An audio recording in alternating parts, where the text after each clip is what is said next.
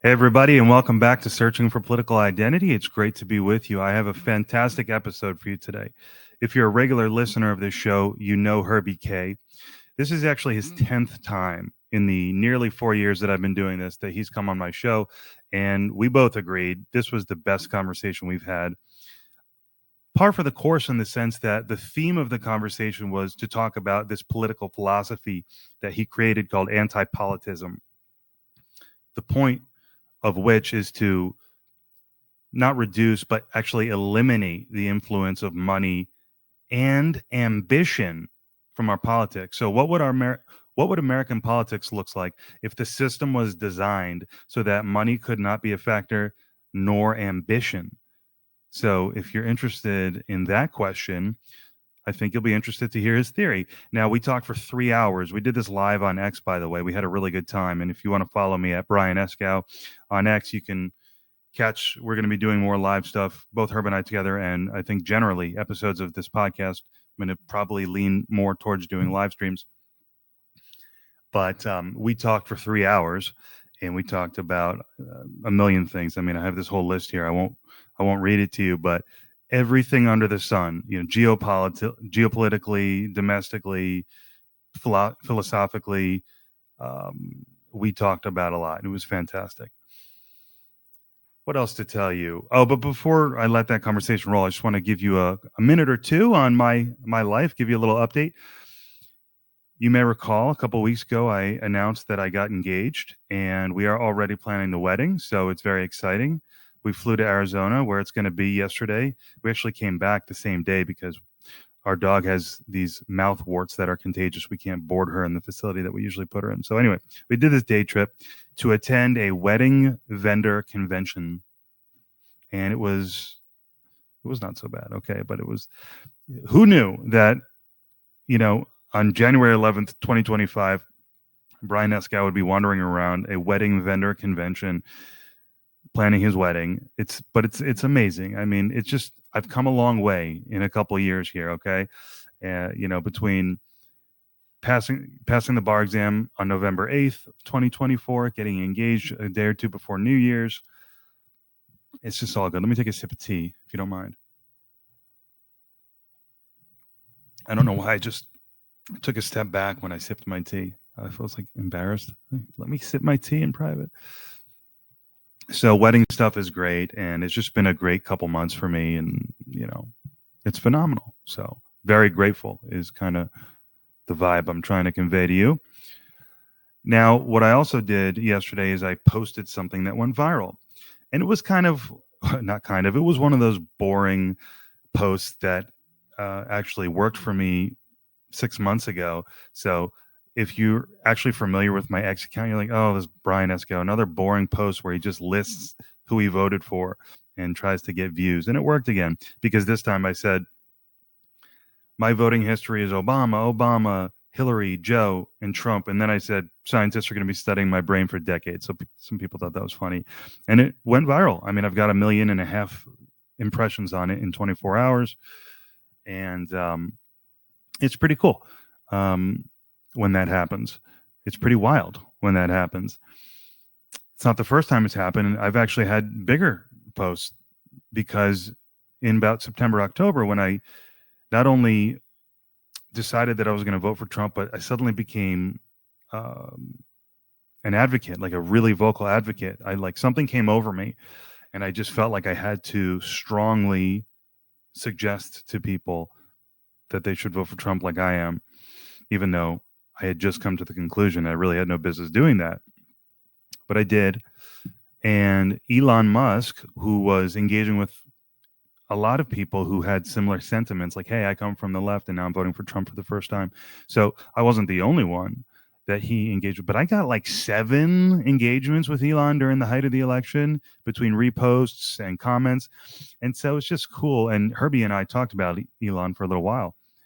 And Herby thinks Elon may be the most important human being who's ever lived. And so it's pretty wild to have had that connection to him and be on his app and have a post go viral. It's interesting. And there's so many comments, obviously, and it's 85%, 90% of them are positive, not just positive in the sense that good job or way to go, but in the sense of like, hey, even if they're saying something critical, they're not rude. They're just, polite enough and just expressing their opinion. So that's cool. But hold on, cliffhanger, sip of tea, step back. There are people who comment who are just straight up anti-Semitic, and they exist, and there's no surprise about that. But they call you a cuck, and they call you Jew. What's interesting is they see, okay, you're a guy who voted for Democrats, and they blame you for destroying our country. You can understand that. You can understand that. Hey, man, you're announcing that you voted for Obama, Hillary, and Joe. What a fucking idiot you are, and you've ruined our country. That's not crossing any lines. That's just expressing an opinion. That's reasonable, frankly. I'm not saying it's necessarily that I agree with it, but I get that for sure. But to make it about the fact that I'm a Jew, that's where it doesn't really connect. And so whether you call these people the woke right, which I did an episode last week where I thought I did a pretty good job explaining what I think the woke right means and how it compares to MAGA. What I mean by that is the woke right is not part of MAGA. It's a people in the mainstream media think that they are. The woke right being the Groypers or whether you want to call them Groypers or white supremacists or Christian nationalists, whatever, they believe that America is only for white people, and they blame Jews for allowing mass, even legal immigration and diluting the blood of the nation, okay? They want a white ethno state, and they blame people like me for voting for Democrats, and it's interesting. So those people exist. And Elon's going to allow them a right to free speech. And I don't think Elon is an anti-Semite for doing that by any stretch of the imagination. I know a lot of people do. I think that's insanely unfair and ridiculous. So you put up with it. You have a thick skin on social media. I'm not trying to make any, do a monologue on being bullied on social media. I'm just saying this anti-Semitic strain that does exist is interesting. Now, before I just let this conversation between Herb and I roll, I do want to talk about this movie Saltburn, just because we're watching it and I find it interesting. I love movies. One of the best films I've ever seen. We have 15 minutes left. I'll just say, incredible acting. The lead is amazing, but everyone is amazing. The script is amazing. The shots, the cinematography, amazing. So it's quite gay. I mean, there's definitely a gay storyline. Pardon me while I take another sip. So but it's I mean, look, man, I mean, if you can get through a couple gay scenes, which I think you can, you're going to find just an amazing movie. I recommended it to a friend of mine who's really into movies, and he bailed on it after 15 minutes. I said, don't bail. Come on, man. Just hang in there. But he's gone. So I'm enjoying it. But again, I have 15 minutes left. And that's what I did yesterday and this weekend. We did some wedding planning. I did some posts on X, watching Saltburn. And the last thing I want to tell you is that next week, the episode that I'm going to publish on this podcast is a conversation I had with a gentleman named Rotimi Adeoye. Rotimi is a MSNBC contributor. He writes for a lot of big publications. He's a young, passionate, very smart Democrat. Parents are Nigerian immigrants who are Trump supporters. So how does Rotimi end up being in DC, plugged in, powerful political writer? Who is this guy? What's he all about? What does he think the Democrats did wrong? Was he able to pull me back to the left a little bit? Was I able to get him to see the light a little bit about Trump? That's what next week's convo is all about. And it was a really good one. So I'm very grateful. I'm in a grateful place right now. Everything's going well for me, and everyone's healthy. So what more could you ask for? I'm going to just take a moment to reflect on that and be grateful for that. So, I mean, I had an audio problem. This is the second time I've cut this intro, and, I liked the first version a little better. But you know what? If that's the extent of my problems, then life's pretty good. I don't know what happened with the mic, but hopefully this one, it did not happen. So without further ado, thank you all for being here. And here is Herby Kay and Antipolitism. I am ready. Hope someone can run with. We're ready.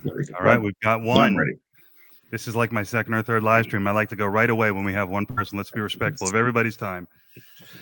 Herb, welcome back, man. Great to see you again. It is good to be here for lots of reasons. So this is your probably 9th or 10th, probably your 10th appearance overall on my podcast. First time we're doing it live. And it's always a great time. But you were just telling me that you had a big health scare. Everything's fine. You're going to be fine. But do you mind me? Can I share the quick synopsis?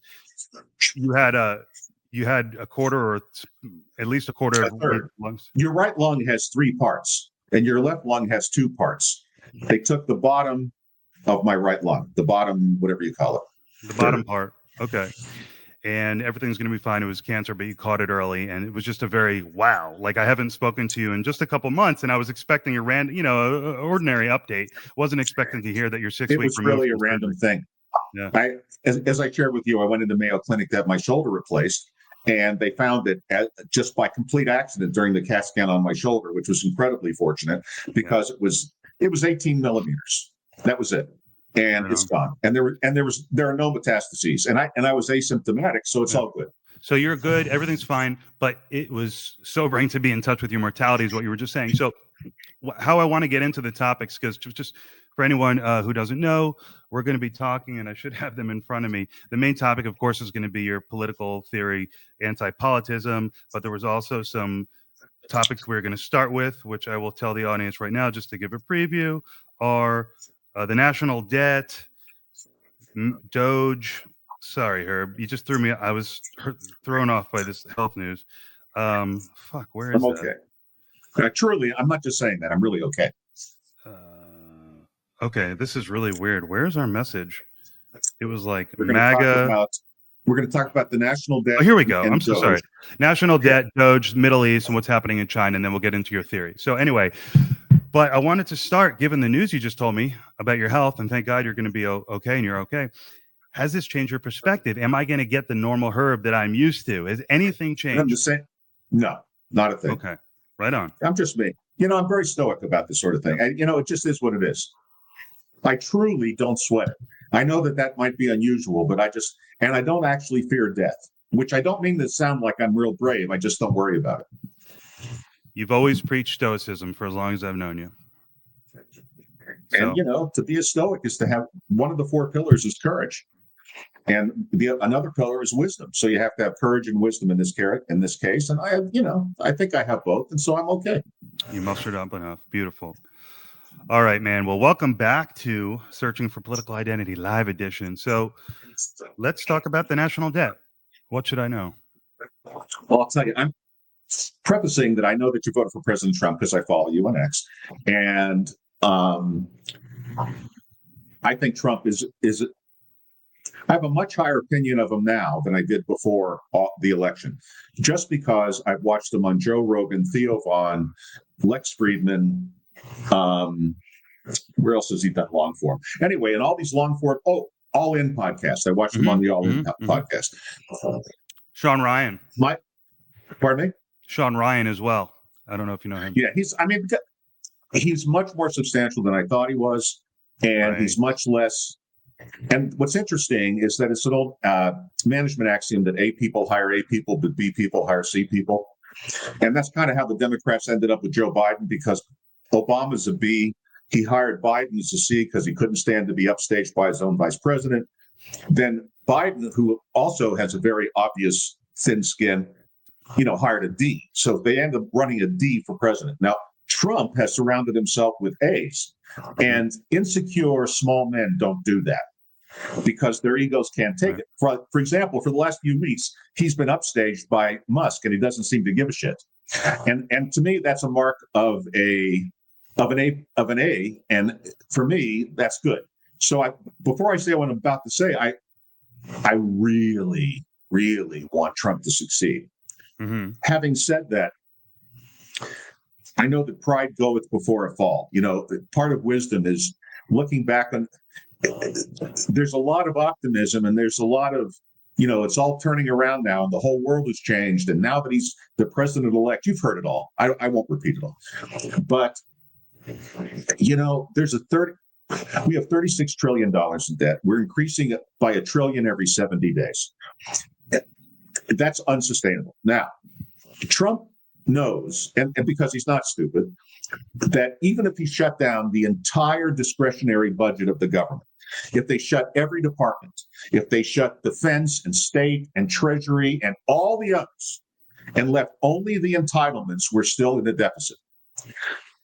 There's just not enough. And Trump has said, and lots of politicians will repeat it, they won't cut $1 from Social Security and Medicare. And unless they're going to cut, or in my view, reform Social Security and Medicare, cut is, I don't like that semantic, but it needs to be reformed. But they're not going to reform it. And if they don't, there's just no way to turn the corner on this. Now, that said, Trump's plan is to grow out of it, and it could work. So, the Congressional Budget Office, CBO, has been projecting 1.8% growth into the future. And Trump says we can do 5, maybe even 6%. And that doesn't sound like a big difference, but it's huge because of the rule of 72. So just to remind you what the rule of 72 is. I had forgotten. What the fuck is that? You take the interest rate that you're earning or paying, you divide it into 72, and that's how many years it takes to double your money. So at let's say 2%, not 1.8. I'm just going to round for the sake of simplicity. 2 into 72 is 36. So it would take 36 years to double the size of the economy at a 2% growth rate. But at a 5% growth rate, it'll take 15 years. And that's a lot quicker. So the idea is to cut enough expense and then grow the economy quickly to where the 36 trillion, and by the time this is all done, it'll be at 40, 41, 42 trillion, where that's not going to be unreasonable against the concern is that historically, there's never been a case in history when a country's debt exceeds 100% of its gross domestic product, that sooner or later it doesn't end up in a hyperinflation. Now, right now, almost the entire industrialized world is running over 100% of GDP debt. This is just not our problem. As bad as ours is, the Europeans have it worse. And China, we'll get into China separately. But we're in a very, very precarious situation, and it would take very little to top it up. So to understand why, again, I don't want to be too simplistic, but I just want people to understand how things work. Because I saw the existing Secretary of the Treasury not be able to explain how the Treasury and the Federal Reserve works, which blows my mind. But anyway, the Treasury every year gets the bill for everything that the Congress is spending. Then, when it doesn't, it collects as many taxes as it can through the Internal Revenue Service, but that only covers about half the bill right now. We're borrowing half of our budget. So then the Treasury issues government bonds, Treasury bonds, that it goes to sell on the open market. Now, right now, there are no foreign buyers of our bonds. The Chinese aren't buying bonds. Again, there's a little bit, but effectively, all the big buying by foreign governments are over because they have their own trouble. Okay, so what it comes down to is anything that we don't sell to our own banks and insurance companies and institutional investors ends up being bought by the Federal Reserve. Well, the problem, here's where the danger is. The Federal Reserve doesn't have any money. The Federal Reserve prints money. So it takes these bonds and carries it on its books as an asset, believe it or not. Then it prints the money to pay for the bonds. Then when it rolls over, because we're not paying it down at all, and our interest expense now is bigger than our defense budget. It's over $1 trillion a year, and it's growing very fast. They're carrying all of these things as assets when there's no revenue to match it. It's a giant Ponzi scheme. If this was done by a private individual, they'd go away. This is like having a printing press in your garage. It's the dollar and all world currencies, because most of them are based on the dollar. They use the dollar as a reserve currency. There's nothing behind it but confidence. As long as you believe that the dollar is a dollar, it's a dollar. But if you turned it into the government and said, give me something for this dollar, there's nothing. There's no gold. There is gold, but we don't back our dollars with gold or silver like we used to. So it's just the full faith and credit of the U.S. government, as they say. And as long as people have full faith, we're fine.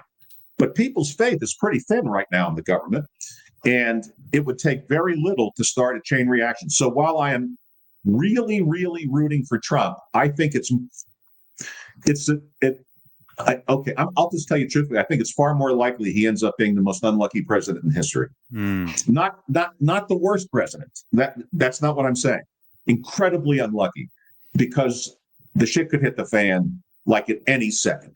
It's right. It's so in fact, the premise of the book you wrote, how many years ago was it? A Radical Reset with 2019. I wrote it. Okay, and Antipolitism is the main thesis of Radical Reset, and that's going to be the theme of our conversation. It has been that it's going to hit the fan. So are we on that trajectory, do you think? Yeah, and the argument against this is that it hasn't happened. People, not just me, lots of people have been calling this is a problem, and it hasn't happened. So the people who, the happy thinkers want to say, well, it hasn't happened. But, history, 10 years, 20 years sounds like a long time, but in a historic perspective, it's not. Right. And, and we have just built, we were at less than $1 trillion of debt until 2008, and then we just went apeshit. I mean, it's as simple as that.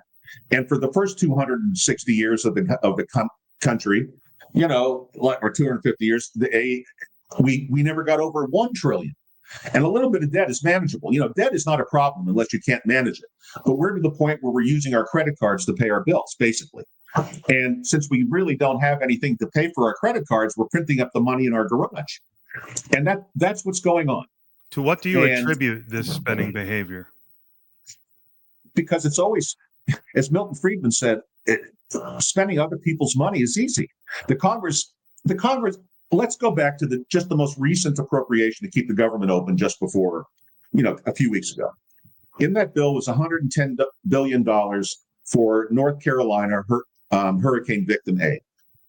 Worthy cause. Where did they get that number? They just made it up. They just said, well, I think we're going to need about 110 billion. There's no thought that goes into it. There's no, let's get some bids. There's no, it's just, let's throw a lot of money at it. Now we do that with everything. Okay. They talk about, we have to have this much for this and this much. They just decide because it's not their money. And then they all get wealthy because they're playing on both sides of the fence. They serve in the government for a while, then they get out of the government and get private, jobs and use their information to make millions, and they go back into government. That's why I'm very happy that Trump has basically a cabinet of billionaires and incredibly successful people, which is great. They're taking time. They're already rich. You can't corrupt. Yeah, some people will look at that and say, oh, this is an oligarchy, but you're saying this is actually people who know how to manage things. This is the opposite. We've had an oligarchy. We've been in an oligarchy. So there is a deep state. I'm not saying that George Soros is sitting in a back room and guiding it, but there is a deep state. And the deep state is the bureaucracy, all bureaucracy, American bureaucracy or European bureaucracy, all bureaucracy grows. That's what it does. That's how it justifies its existence. It doesn't produce anything. It simply is a parasite on the society. So to justify its existence, it grows. They all do, not just America, Canada, England, you take your pick. That's what bureaucracy does, together with big business. Now, they're all bending the knee to Trump now, guys like Mark Zuckerberg yesterday and things like that. But big tech especially was in bed with the Democratic Party very, very heavily. And the Democratic Party has completely lost what it was. It used to be the working man's party, but the working people are all MAGA now. So the only thing left as a constituency was big tech and welfare recipients, basically. And highly educated people, because too much education makes somebody think they're smarter than they are. And they start to think that, you should always have experts and elites. But no one believes them anymore because they were wrong on Russiagate and they were wrong on COVID, and they've blown their credibility, and the mainstream media is done. I mean, if you're still watching it, you're as old as I am, and you got to be out of your mind. I don't watch it, but there's still some boomers that still listen to these people, but that's about it. It's an extraordinary time in the political landscape. I really hope I'm wrong, but I'm telling you, you think this extraordinary time precipitates, or did I say that? It comes before the crash. You're still concerned. So you like the DOGE cabinet. You like the billionaires. Yes, I do. And it's not just Elon Musk and Vivek Ramaswamy. He has lots of billionaires and millionaires. And, I mean, I don't even know how many billions Elon Musk is worth, but if you think about it, you can't spend $1 billion in a lifetime, which makes these people incorruptible. Even if you tried to spend $1 billion, you couldn't, because you would end up spending money on capital assets. So even if you ran out and bought a $500 million yacht, it's worth $500 million. You didn't just piss it away on stupidity. So it is literally impossible to spend $1 billion in a lifetime unless you're a government. So these people are taking, and all of them are donating their salaries to charity anyway. They're taking time out of their lives. They don't need connections. They are the connections. Okay. And they're coming in to save the day because they know we're in big trouble. And the hope is that because they're so competent, and because the DOGE is going to make all these, and I think Trump is deadly serious. I think that the world would be making a huge mistake not to take him at his word. And with regard to, he doesn't. One of the things I like about him is he says what he means. When you see him interviewed for 3 hours on Joe Rogan, you see a warm, competent, interesting human being with depth. The one where I really had the switch change was on the Theo Von podcast, when he discovered that Theo Von had addiction in his family, and Trump's brother Fred, which I didn't know, but Trump's brother, alcohol. He had addiction issues, and so Trump got off of himself right away and went right to Theo Von's family and asked Theo about what narcissists don't do that. They just don't do that. No, that was a special interview. That was very important. Yeah, I mean, Joe Rogan was great, and Lex Friedman, who doesn't like Trump, was very hostile, and Trump handled him extremely well. Right. And I, by the way, respect Lex Friedman. I don't say, people. I like people even if they don't agree with me. I don't care. You see Trump go into all these environments and just impress, but that Theo one it humanized Trump in a way that we had never seen, and it was pretty important. I agree. I thought it was a great interview. I thought it was the best of them. But the fact that he went to the Lion's Den, not Theo Von, but like Lex Friedman in particular, and then he sat down with what's her name, Kristen Welker, and let her go after him for an hour. Oh yeah. And he handled her. She handled her with kid gloves, and he was polite but firm, and this guy does it all. You just go, man, this guy does it all. Now that he's passed all of the lawfare and bullshit, I know they're cleaning up with the leftovers, but believe me, none of that's going to come to anything. And now that that's all behind him, and the majority of the public is supporting him, and I think I don't know, I haven't seen a poll lately. I'm sure they're running them, but not publishing them, just because Trump's probably at a 60% approval rating, which would probably tell you that every working person in America supports him. Outside of Hollywood elites and university professors and the parasites who live off the government in the various welfare state programs, there's nobody else for the Democrats to have anymore. If I were the Democrats, I would frankly become libertarians. That's what I would do. I'd reform the party into the Libertarian Party, merge the two and become a free market party that's socially liberal and fiscally conservative. There's a place for that. Right. But that's not what they're doing. They're going to double down on this progressive bullshit. And so, good luck to them. Right on. So we have, just for anyone who's tuning in, we have DOGE we're going to get to next, Middle East, China, and then we're going to get to antipolitism. So given the national debt scenario that you've highlighted, what is your thoughts on DOGE? I think DOGE is incredibly valuable. I hope that we can happy talk our way through this. That's basically what DOGE is about. DOGE can't cut $2 trillion because that's the whole non-discretionary budget. I mean, it's not going to happen. So the best they can do is get the confidence up, and then Trump's going to deregulate everything in sight. And when he does, hopefully that'll lead to a boom that grows the economy very fast, which will increase tax revenue, which will reduce the deficit. And if the trend line, that's what they're really trying to do. If they can get the trend line to start going down on the deficit, maybe, just maybe, this con game of money that we're playing will get away with. That's the hope. And I hope it's true. I don't think it's true, but I hope it's true. That all depends on nothing out of, there's an old saying. I'm sure you've heard me say it before, men plan and God laughs, and these plans are great, but God's laughing, and something's going to happen that we don't anticipate. And when it does, if it's big enough and earth-shaking enough, it could really undermine the entire global financial system. And I think that will come from China.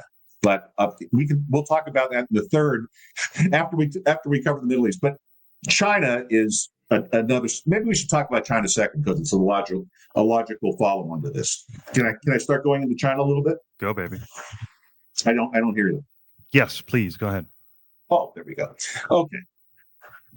China's in full-fledged meltdown right now. Even by their official numbers, which are all a lie, they're in horrible shape. The real estate market is gone. Their population is shrinking. Their state and local governments are broke. There's not a solvent bank in the country, and it's a testament to how stupid central control is economically.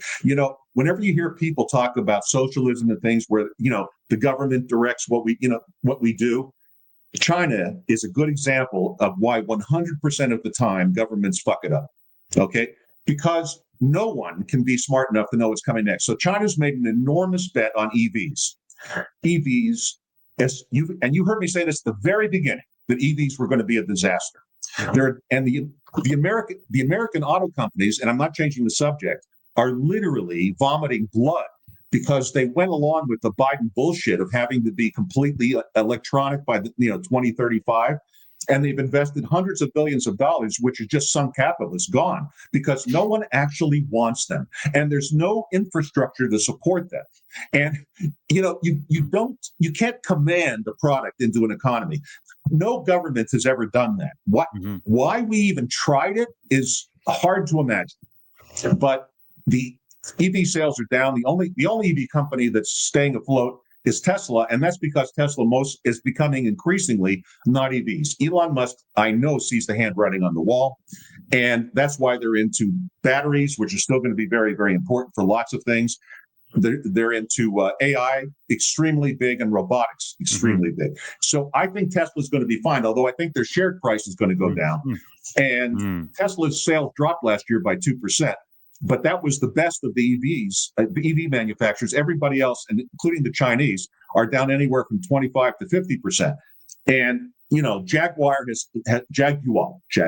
said that wrong. Jaguar has shut down its entire production, and they're literally shut down, and they're going 100% EV, so they're doomed.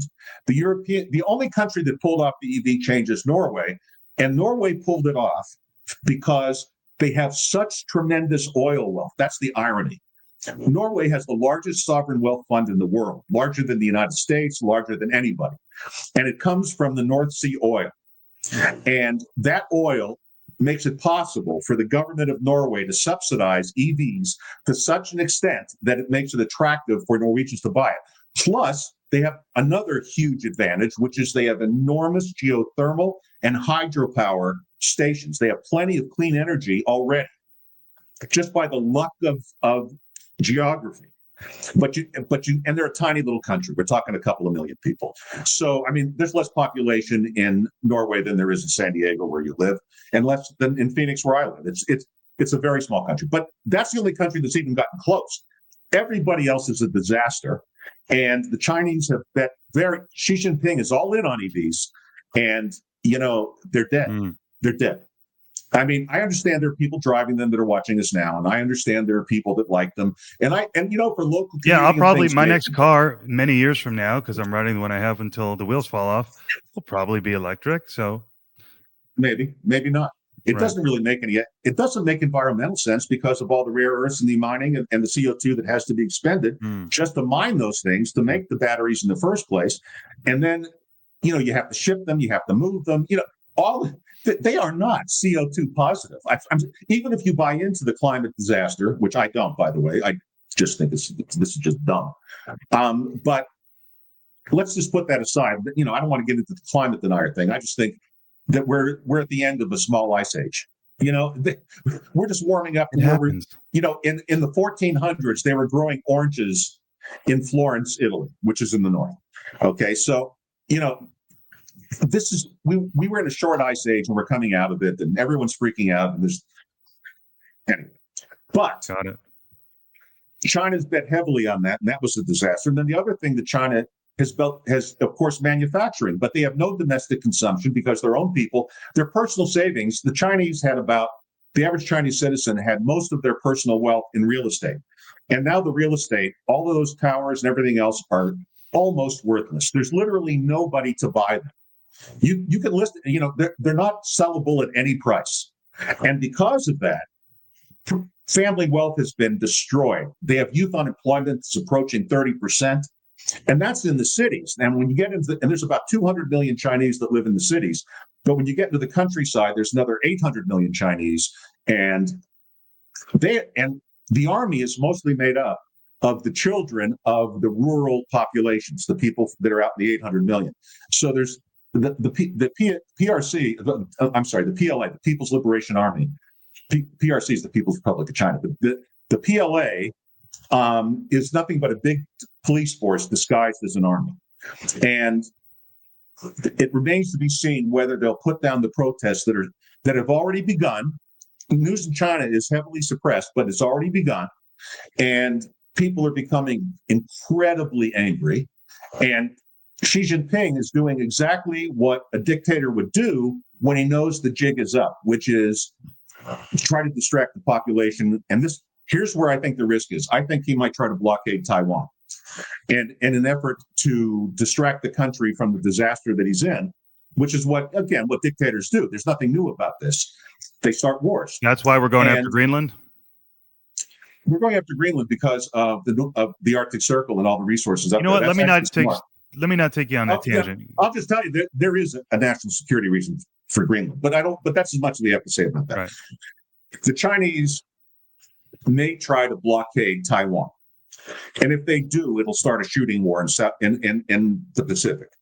And the Taiwanese are more than capable of sinking most of the Chinese Navy. People having a lot of ships. First of all, they have virtually no blue water Navy. All but a very few of their ships are coastal type ships. Okay, they can't come out and fight with the U.S. Navy. They don't have anything to fight us with. Their one so-called aircraft carrier is a refitted Russian aircraft carrier that sucks. Okay, it's just not. They're not in a position to fight a war with the United States. I'm not sure we'll have to enter that war, but that isn't going to matter because 30% of the world's manufacturing is in China. And if China breaks down and goes into a revolution, that's what'll kick it all off. That's what I'm worried about. I'm not worried that China will win a war against Taiwan. I don't believe they can win a war against Taiwan. I think the Taiwanese are capable of defending themselves. But even if they don't, the Japanese are rearming as we speak because they hate the Chinese, and history has proven. And, out there in Asia, they're not quite as woke as we are here. I was just going to say, times have changed, man. Well, not there.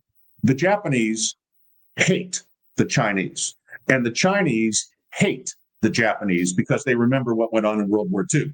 But people don't understand that the Chinese were doing it to the Japanese before. This is all payback from back and forth. And the one who hates everybody are the Koreans because they were basically crapped on by both the Japanese and the Chinese. And the South Korea will not tolerate China taking over Taiwan. And finally, neither Australia nor New Zealand will tolerate it either. So we could really end up in a regional war that China's involved in and cannot win. As a result of that, there could be a revolution in China. And since it represents so much of the world's industrial capacity, and by the way, companies are trying to get out of there as fast as they can. Apple is trying to get out of there as fast as they can. But, it remains to be seen whether they can. And it could really, I think that if there's going to be a disaster, that's where it'll come from. But see, the fact that I think that all disasters are unexpected. Everyone always says, that was unexpected. They're always unexpected. So in the China hypothesis, if there's a revolution in China, how does that affect us? It shuts off a lot of our manufacturing. It shuts off a lot of the globe's manufacturing. It throws Europe and Asia and most of the world into a very deep recession, if not depression. It just does. And enormous shortages. And a lot of countries have become dependent on China through the Silk Road Initiative, not least of which is Panama. That's what Trump's talking about. Or the Belt and Road. Belt and Road, sorry. Sorry, you're so precise and you're so good. I thought I'd take the opportunity to. No, you're absolutely right. Absolutely right. I said Silk Road. That was the Silk Road ran to China from Europe back in the day. And I just trying to buy drugs online with Silk Road. Yeah, probably that's really was. But anyway, I think that's the risk. But there are other risks. That is not the only risk. It just seems to me the biggest risk. But the very fact that it seems to me the biggest risk probably means it is. And it could be anything. Russia is in a terrible position in Ukraine. And Russia is not nearly as important as China. But, a European war with Russia wouldn't be good. I think that Trump's going to settle that in fairly short order. I think both sides understand that he's not going to continue to fund this thing. And on one hand, he's not going to give in to Putin. He's going to go tell Putin, look, you got to take the land that you have and call it square. He'll tell Zelensky the same thing. Otherwise, we're going to cut off your money, and he'll get them to make the deal. It's, we've had 4 years of literally everything that Biden did was wrong. I can't think of one correct thing he did. He was just a disaster from beginning to end. And it's not like it's a surprise. The guy's been in the Senate since 1973, and he was considered a lightweight then. We have a senile lightweight. I've been holding my breath for him to get out of office as quickly as humanly possible. And my thing was, forgive me for not voting for his understudy. You know what I mean? My God. Without even getting into her, look. So she was a terrible candidate. She was just terrible. Right. Not much of an upgrade, and I don't mean to be vicious about it, but it's just the way it is. No, look, I promise you. Here's my prediction: at the end of 2025, everyone will have forgotten her name. You'll never see her or hear from her again. She's a disaster. She'll never run for the governor of California and get past the primary. It'll never happen. She's done. And what an unbelievable thing that she had to certify the election. What an amazing few years it's been. Wacky, right? The whole thing is Biden should have never won the 2020 election. Whether you think it was fixed or not, it's like an aberration in the timeline. This is the greatest cover-up in American history. It was the cover-up of Joe Biden's senility. He began to go senile in 2017. There's plenty of footage where you can see it happening right before your eyes. Okay, and they knew it. But they didn't want they being the Democratic Party, didn't want Bernie Sanders, who would have been the nominee otherwise, to win. So they set it up for Biden. They literally, using super delegates, which Republicans don't have, they put the fix in for Biden. But Biden, well, anyway, you know what I think. So that's unbelievable. And those are great facts to bring to remind me of. No wonder people think the Democrats are elites. I think Pam Bondi is going to have a very fun time prosecuting a lot of this stuff. And this is not going to be a witch hunt or lawfare. This is the largest cover-up in American history.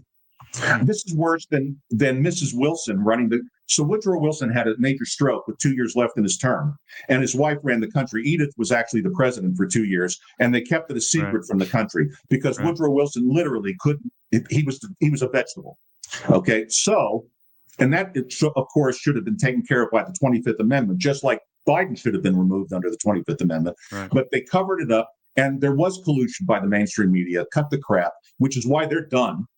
And one of the interesting proposals Elon Musk had, and I really like this proposal, the broadcast networks get their licenses for free each year. They renew for free in return for doing a certain amount of public service broadcasting. And Musk says we should auction it. That's very valuable bandwidth, and let them bid for it like everybody else, and let the economics come into play, and they'll end up being a cable station like everybody else, and they'll disappear. There won't be the mainstream is done. They just don't know it yet.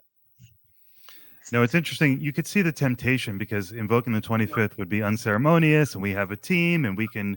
So you could see the temptation, but no, you can't. You can't vote for those people. We voted. Right. The public voted for Joe Biden. And they voted for him under false pretense. And that's why Pamela Bondi is going to prosecute. That's why, by the way, John Thune, the Senate Majority Leader, will not put Adam, what's his name, from California, your senator. What's his name? Alan Schiff. Adam what? Schiff. Thune is blocking him from any serious committee appointments until the investigation's over because Russiagate was a hoax, and he knew it from the start. And that's been confirmed by the Durham report. There's no doubt about it. The whole thing was a hoax, and there's going to be a lot of heads roll. That's why the audience. Just for the audience, me coming up from a progressive background, going to law school, shifting a little conservative, studying critical race theory in law school, with the backdrop that you've just described, it's like, is it any wonder that I voted for a Republican for the first time, even a controversial figure like Trump? There's nobody else to vote for. Even if you held your nose and did it, you couldn't possibly vote for that for Kamala Harris, who couldn't answer. Anyway, I don't want to rehash it's crazy. every other It's topic. crazy. You're right. Herb, we started with the national debt. We talked about DOGE. We went to China. We see we're building towards the rationale for anti-politism. But let's make a pit stop in the Middle East. You wanted to talk about this. Well, I think Israel's just counting the days till Trump takes office. And I'm sure that Netanyahu, who's a good friend of Trump and a personal friend of Trump, and Trump, if you've been watching his statements, has been unequivocal about the hell to pay that's coming. And he doesn't mean, a lot of people are saying, well, they can't bomb Hamas any more than they're bombing them because there are hostages down in those holes. The only reason this war isn't over is because, despite what is said on college campuses, Israel is trying not to kill civilians. And the 45,000 dead is a Hamas number, and it's total bullshit. The real number is probably a quarter of that. And half of those or more are Hamas fighters. Very few civilians have actually been killed. The least in any war ever. Israel's ratio of combatants to civilians is the best of any country ever. Let's not forget that we nuked Hiroshima and Nagasaki and firebombed Dresden and Berlin. Okay, so let's just be really clear about that. At the same time, so there are a lot of people saying, well, what else could he do? And the answer is cut off their funding forever and leave them out alone by toppling the Iranian regime. And I think that's what he means. And I think Israel and the United States are going to, together with possibly Great Britain and France, who's finally waking up, are going to attack. First of all, they're going to wipe out the Houthis in Yemen. They're just going to wipe them out. And they have to, because they're threats to international shipping. Putting aside the Zionists and whether you are, you aren't, or where you stand with Israel, they're firing missiles at merchant ships and tankers that come through the Red Sea, through the Suez Canal. That's a major shipping point in the world. That's what the U.S. Navy exists to do, is protect the shipping lanes. And once Biden is gone and his stupidity and his F team of actors, Anthony Blinken's a joke. The Houthis, if I were a Houthi, I'd be leaving the country right now. I'm sure of it. Then at the very same time, I'm positive. And again, when I say things like I'm positive, I'm not really, but as strongly as I could feel, I feel that Israel and the United States is going to launch a joint attack on the Iranian nuclear program. Not only because you can't let them have it, but the Saudis, who are going to join the Abraham Accords once Biden's out of office, they hate the Iranians worse than we do. They want them gone. And we, being the United States and Israel, will fly over Saudi airspace. The Saudis might even join in the attack. They're going to knock out the nuclear program, and I think they'll decapitate the regime. Since they decapitated Hezbollah, what I mean by decapitate is basically blow up them. They know where the Ayatollah is 24/7. The reason they killed that guy in downtown Tehran, the head of Hamas, the reason that they murdered him in downtown Tehran was to send a message that no matter where you hide, no matter where you go, we can get you. And the same thing when they killed the leader of Hezbollah, then they killed his replacement, then they killed his replacement's replacement, and then he killed that replacement's replacement. Now they're down to like the F League, once you cut off the head of the snake, the rest of it will just wither. And Israel has already said what Hamas is holding out because they think they're gambling that the world and the United States will pressure Israel to like they always have before, like we have always done before, to stop. But Israel is not going to stop. Israel is doing what they did in 1967. They're not going to stop till they've accomplished the goals that they set out. And that means the end of Hamas. I think they're going to annex a large part of the Gaza Strip for security reasons. I think that the dream of a Palestinian homeland is dead. That's never going to happen. And I think that Iran is going to be toppled.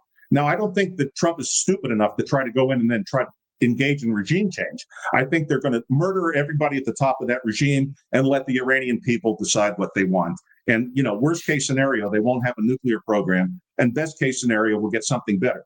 The son of the Shah of Iran, whose name is Reza Pahlavi, has set up a shadow government. So there is an alternative that exists for the Iranian people, whether or not they take advantage of it or not. And, kind of like people knew they were better off under Trump than they were under Biden, and that's another big reason Trump won. A lot of people remember the Shah. Things were pretty good. And then religious fanatics overthrew him, and Jimmy Carter's to thank for that. By the way, I was I was at NSA at the time, and I was reading the reports. Carter abandoned the Shah. He lied to him. He told the Shah that we were going to. I saw the top secret communications with my own eyes, and we were telling the Shah we're going to save him when we had no intention of it. And he went down the drain, and this is what we ended up with. So I think that the Middle East is going to have. There's going to be a big war, but it's going to last 3 or 4 days. I don't see that spiraling out of control. I see that as a huge attack and then over. Wow. That's what I think. So a lot of instability. The argument being that, I mean, in the long run, Israel's going to end up being friends of all the other Sunni Arab countries. The Palestinians, do you know why people don't look at this? The reason that Egypt won't let Palestinian refugees into Egypt is because every country they go into, they turn to shit. They went into Jordan. Jordan has killed more Palestinians than Israel. During Black September, they killed 35,000 Palestinians, expelling them from the country because they were trying to overthrow the king. Then they went to Lebanon, and you see what shit they've made out of Lebanon. So, the Egyptians are looking at that and saying, no, absolutely not. We're not going to take it. So they're going to end up being basically either they're going to assimilate or have to leave. It's over. History, none of us live on land. Let's be clear about this. Let's not get into the argument of history and who's this and who's that. There are people, for example, in this country that think we stole Indian land. There's not an Indian tribe in this country that is living on land that is stole from another Indian tribe. They were slaughtering each other. The Aztecs were coming up from the south.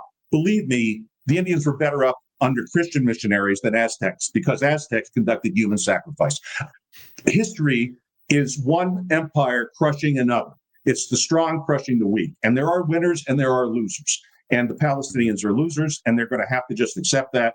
And over time they will, because there's just nowhere for them to go. There's no one left to support them. There's no one left to pay for this. There's no one who's going to put up with it anymore. Everyone's tired, just tired of it, especially the Saudis who have foot the bill because they're facing their own issues with it. As their oil revenue drops and their reserves drop over time, they understand that they have to convert. But anyway, I could go on and on about that. No, that's incredible.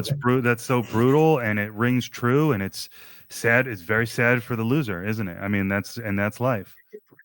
There is not a human being on this planet who lives in a place that his people didn't conquer from somebody else. There's no exception to it. That every country that exists today exists on the bones of many before it.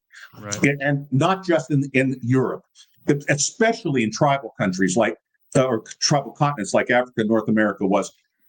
Read the history of the Comanches. You want to read something really, and I happen to love it, reading the history of the American Indians, and I have a lot of respect for them, but they were not nature-loving people. The wildfires that are going on in California, here's how Indians lived. They were basically a Stone Age people. They hadn't even invented the wheel, and they lived by subsistence farming and hunting. And they didn't understand crop rotation, so what they would do is set a fire, and they'd burn a whole bunch, and they had no way of putting it out. It would just burn till it burned out. And if it killed 1 million animals and burned out a bunch of tribes, that was okay with them. And then they would come in and farm that land until it was exhausted. And then they would do the same thing again and the same thing again. And the strong survive and the weak perish. And when the Sioux killed Custer at Little Bighorn, they'd only controlled that land for about 50 years. They had slaughtered, I want to say it was the Cherokees, but they slaughtered the previous tribe 50 years earlier. I mean, this myth that kids are taught by, professors out of Ivy League schools that, the Indians were these peaceful people and Columbus came here and all this. Indians were enslaving other Indians long before we got here. In fact, it was routine you killed the men, you grabbed the women and the children, and then you assimilated them into your tribe. And that's how Indian culture worked. And would still be if they hadn't been conquered. In fact, the United States gave them an incredibly swell deal because even at the time, there were a lot of American settlers that were moving across the country that understood that they didn't want to just slaughter the Indians. But if it hadn't been us, it would have been the Spaniards or the Aztecs. And I got news for you. We're the better choice. The other choice, which does leave them alone, there's no historic example of that. There's never going to be an historic example of that. Get over that fantasy. Fair enough. Appreciate your wisdom. So I just want to say thank you to everyone who's watching. Feel free to leave a question or a comment. We will get to it if it makes sense to. And hello, George and Richard. What's up, guys? And anyone who wants to share this out, thank you very much. Okay, Herb. So we're ready to get into the big one. Sure. even if by some miracle we stave off this disaster, it will come back. I mean, Trump is mortal and he's an 80-plus-year-old man. I believe MAGA is a movement. I think the Republican Party is no longer the conservative party of the United States. It's a populist party. And the danger, populism historically is not a good thing. I mean, I hope I'm wrong. But for example, tariffs are just stupid. Unless, and Trump has intimated this, here's where tariffs are not stupid. One is a bargaining tool. And two, if you replace the income tax with tariffs, that's how the government used to raise money until the early 1900s. There was no income tax. It was just all tariffs. And yes, prices would go up on everything, but everyone's income would go up 30 and 40%. And, everyone would be much happier with no income tax, no filing, no audits, no nothing, and just let tariffs pay for it, which if that's what Trump accomplishes, that will be an historic accomplishment, in my view. The income tax shouldn't exist. Okay, let's go into anti-politics. How we got here, you asked the question earlier, how did we get here? And it's the revolving door I spoke of. Government is a career. Joe Biden, we'll use him as an example, not because of, he's not going to run again. I'm not attacking him to run again. Just understand, he never held a real job in his life. He was barely out of law school. He becomes a senator from a tiny state. And he was worth absolutely nothing. Hold on, someone's knocking at my door, believe it or not. Hold on. Yeah, no worries. I'll entertain. Okay.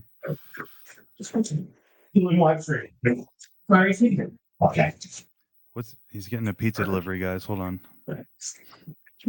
Live internet. Okay, so Beauty. That was Pepper's friends. So every night at this time, Pepper goes out to play with her friends, and they were at the door saying, "Where's Pepper?" That's so cute. Your dog Pepper. Yeah, by the way, she's a oh my God, Airedale Terrier. Look at me, senile. She's an Airedale Terrier, and she's very sweet and cuddly, and she's very mad at me for not going out. But I did take her to the park earlier to make up for it. So Okay, right. Where were we? Okay, so Biden was worth nothing. When he talks about coming from Scranton and being poor, that's all true. So how is he worth $40 million today? That's his net worth.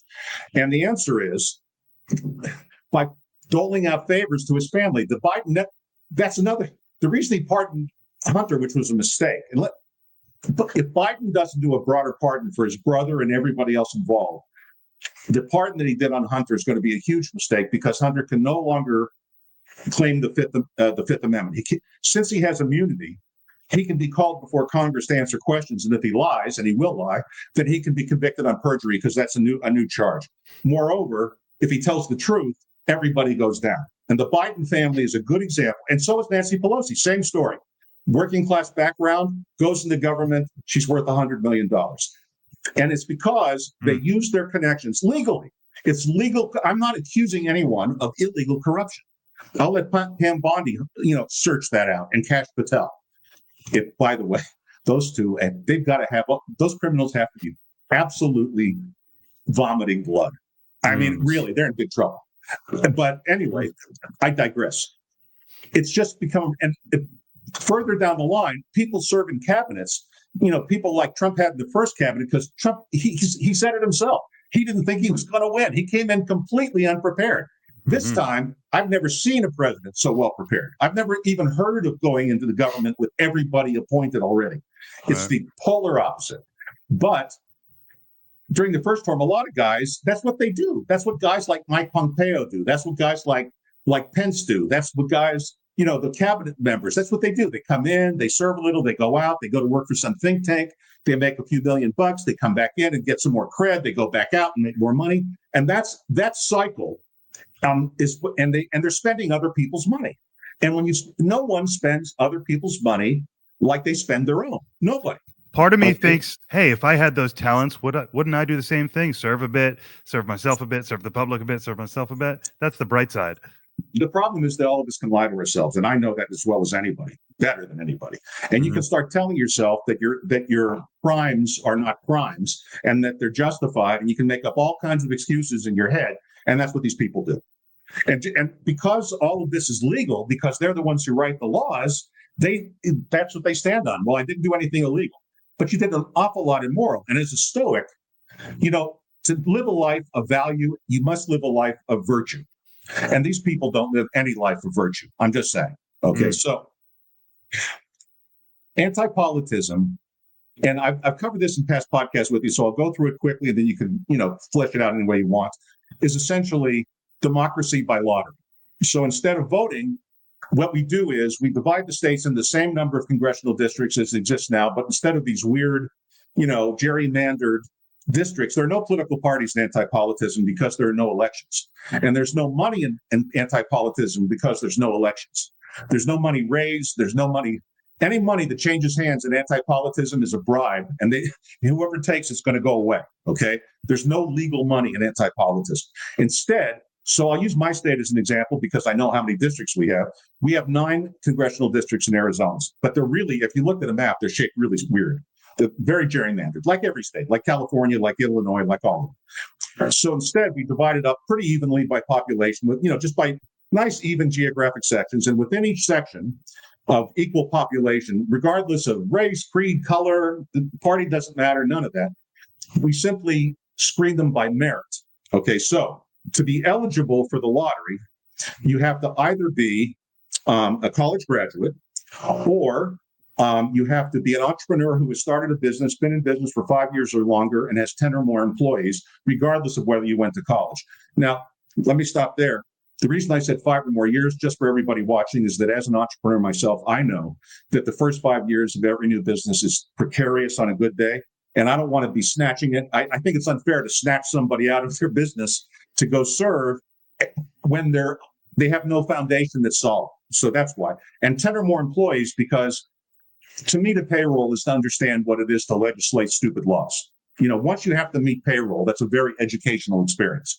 Okay, then the third way you can do it, even if you didn't go to college, and even if you're not an entrepreneur, the third way is you're in the top third of income earners, regardless. You've gone to work for somebody else, but you've climbed the ladder, you finished what you start, you know how to be loyal, and you've climbed into middle management or higher, and that makes you eligible as well. That's interesting. Now, I didn't know about that third category and all the times we've talked about it. Yeah, that's the third category. Look, there are a lot of people that aren't going to be entrepreneurs because they can't take the risk. And I understand that, especially as an entrepreneur myself. Listen, I've told people a million times, if the thought of losing all your money really makes you stay up at night, don't start a business. I mean, really, that's the best piece of advice I could give anybody. The chances are very good you're going to go broke a couple of times, and just don't do it. And it's not bad. It's not a bad thing not to want to do that. It's perfectly normal. But then you go to work for, Google, let's say. And, you come in as maybe a lower level analyst, and you climb, and pretty soon you're in the top third. I'm not making it the top 5%, the top third, but you've paid taxes, you've been around, you've been promoted, you've had, you know what it is to live a life of virtue. You go in the pool, and a lot of people climb the ladder without college, and that's fine. In fact, if I were the father of young children today, I don't think I would encourage them to go to college. In the state that college is in today. And, maybe someday, but right now, today, I would say I would not send a kid to college anyway. Right. I think a trade school is much smarter, or go into business right away, and don't play around. And there's so many resources online available. It's crazy. Oh my God. It is unnecessary now. In fact, it's almost a detriment because people know what propaganda your head has been filled with. Okay. So from this, fun to party though. Fun to party. Oh yeah. Absolutely. Listen. Everything I say sounds like I'm saying absolutes. I'm really not. I sound like I'm absolute, but everything is open to discussion. I'm just giving you the framework of what I think. So from this group, okay, everybody in that group gets a number starting from 1 to however many people. So let's say there's 1 million people in this particular congressional district, and we're not changing the number of districts, exactly the same. So small states and big states and all that kind of stuff. And by the way, the Senate is going to be chosen the same way, only it's to be statewide instead of within a district from the same pool of people. So with same exact 3 categories. Same exact 3 categories. Okay, good is good. Now, or by the way, I've thought about it, and I've been thinking about amending the thought to let state legislatures appoint senators like they used to. And that we used to get much better senators, but that's another discussion. Again, this is a discussion. This is for what comes next after if what I think is going to happen happens and the government implodes, we're going to have a situation where there are going to be people it'll be men, because women are never charismatic leaders. Men will come out of the woodwork. And I don't mean that to be pejorative, ladies, but let's be honest. Name a historic, charismatic female leader. Go ahead. There's no such thing. There's no such thing. Margaret Thatcher was a great prime minister, but she was not charismatic. Mm-hmm. And when things go to total poop, that's when the charismatic come out. And they're almost always ruthless and terrible. There are a few exceptions, but not too many. And so there's got to be another alternative to save the republic, because if not, we're going to end up in tyranny.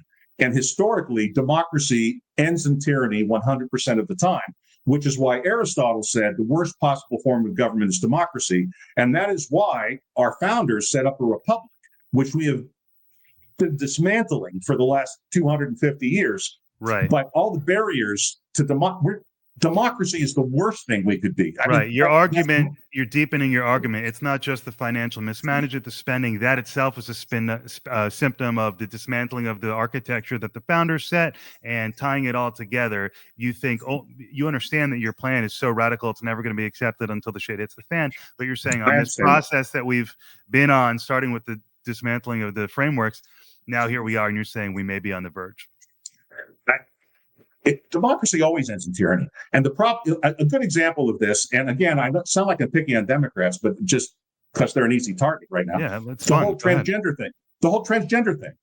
Basically cowing people into saying publicly what they knew privately was bullshit. That's what a mob does. It suppresses, objective reality because the mob says. That's what happened in Nazi Germany. There is no case to be made for more than two genders. That's ridiculous. Okay. Mm-hmm. By the way, that's where the Democrats jumped the shark. That's where they gave it away. That's when I knew it was over for them. Because when you go after people's children, they suddenly wake up. Even people that are not necessarily political, you start screwing with their kids and they wake right up to that. Okay. Yeah. And that's where the Democrats really went wrong. But the fact that it even happened is what happens in democracy. Okay. And God forbid we ever have a democracy, and we're getting close. The only thing left protecting us is the Electoral College and the filibuster. And if those two things go, we're dead. Then the party's over. Then it doesn't matter what we do, because then it's mob rule. Now, right now, at least what makes America special, by the way, it's not that majority rules. Lots of countries have had democracy since Greece. Okay, it's not majority rules. It's that we protect the rights of the individual through the Bill of Rights. That's what makes America unique. And the minute you crush the minority in favor of majority, and I hate to say this, but the masses are asses. They're wrong most of it. That's the danger of populism. So while Trump might be a very, very bright populist who might pull it off, the next populist chances are just going to go with the popular will to be popular. That's what populism is. That's the fascinating thing about Trump. He's a populist who listens to the billionaires, and he's standing in between, like holding it together. It's absolutely fascinating. He is a very, very remarkable historic figure, and there's going to be a lot written about him for a century or more. And he's a very complicated and interesting person. I'm sorry, I'm not sorry. That's what he is, and he is head and shoulders above all the rest of these schmucks. And that's not to say I'm MAGA, because I'm not. There's a lot of things I disagree with him on, a lot of things, but there was really no choice in the selection at all. And the Libertarians put forward a nothing candidate. There's just nobody else to vote for. So anyway, I like Chase. I understand that, he found himself on the wrong end of a hot button cultural issue or two, but I respect the guy. But I hear you that he wasn't moving the needle. I thought he was a poor candidate. He was a compromised, terrible candidate. The Libertarians, just as a side note, were going to run Dave Smith, and then Dave Smith had a baby. And there were some health complications with his wife had. It's just the weirdest thing. 2 Novembers ago, my first date with Alexa, who, as you know, is now my fiance, our very first date was a Dave Smith comedy show. I didn't know who Dave was. I was doing the podcast, but I didn't know shit about libertarians. So my introduction to libertarianism was going to a Dave Smith comedy show. And so, as you know, I hosted for those candidates who are running this time. But it became clear to me that, with all due respect to those candidates, none of them hold a candle to Dave in terms of media ability, charisma. No, Dave would have, maybe gotten 4 or 5% of the vote, which is huge for a third party, as opposed to, a negligible. But let's go back to anti-politics. Got it. Okay, so we have this pool of people. Everybody gets a number from 1 to whatever. In like zero, let's say there's 1 million people. There'll be 6 zeros and 1, that'll be the first number, to number 1 million and everything in between. Boom. Everybody knows their number. They've been notified by email or whatever. That's just logistics. Then we have a lottery, literally a ping pong ball lottery. And the reason for a ping pong ball is not because I'm a boomer, but because it's not attached to the internet and you can't hack it. Okay? Whatever the machine spits out, it's going to spit out. And by the way, every time I say it to some wise guy, will say to me, you can weight the balls. Yeah, you have people look at the balls to make sure that there's no weights in them. Come on. You bring in a bunch of people that certify that the balls are great. Come on. So let's not get bogged down in stupidity.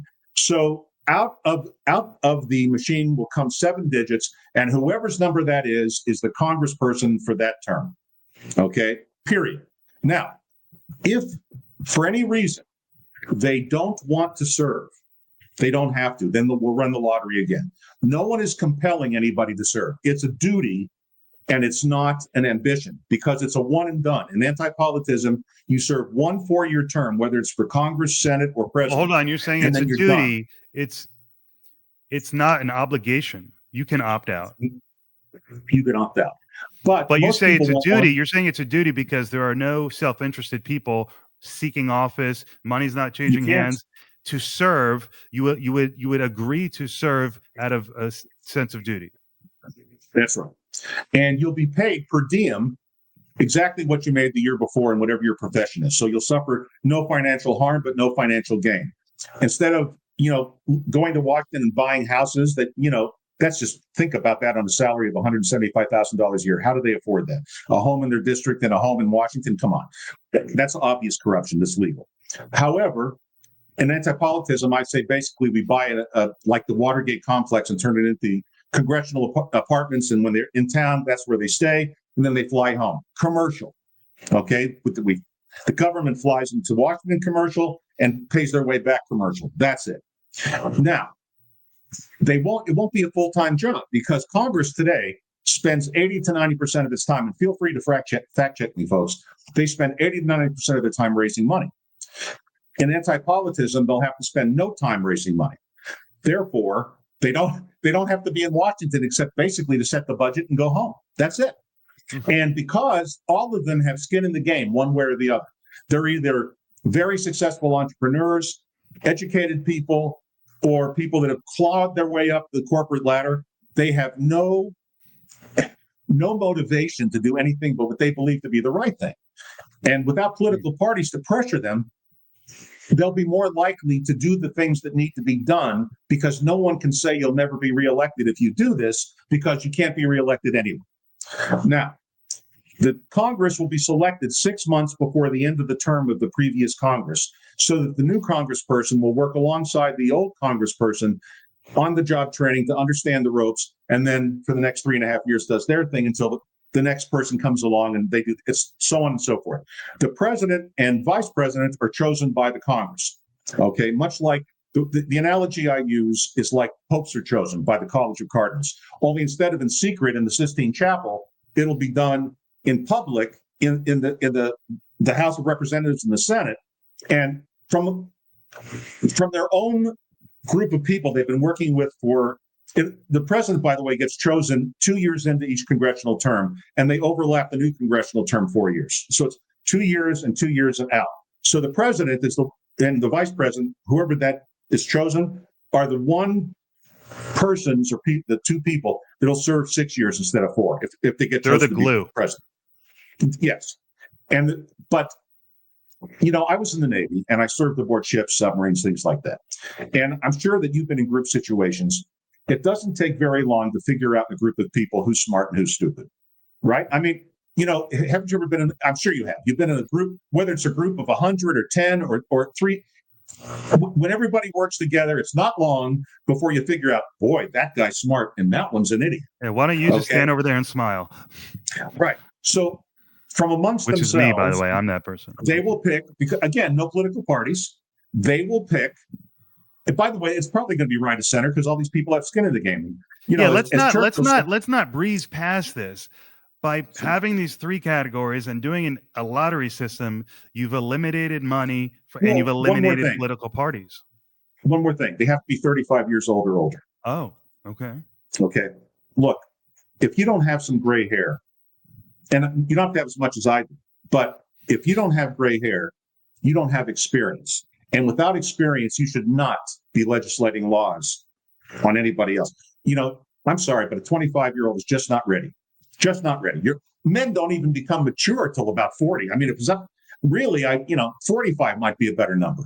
But anyway, and we don't have to worry about senility and age limits because they won't pick from among themselves somebody who's obviously senile. And this will all be done on C-SPAN or whatever the equivalent is so that everybody can watch it in real time and see the Congress pick it. No secrets, no playing around.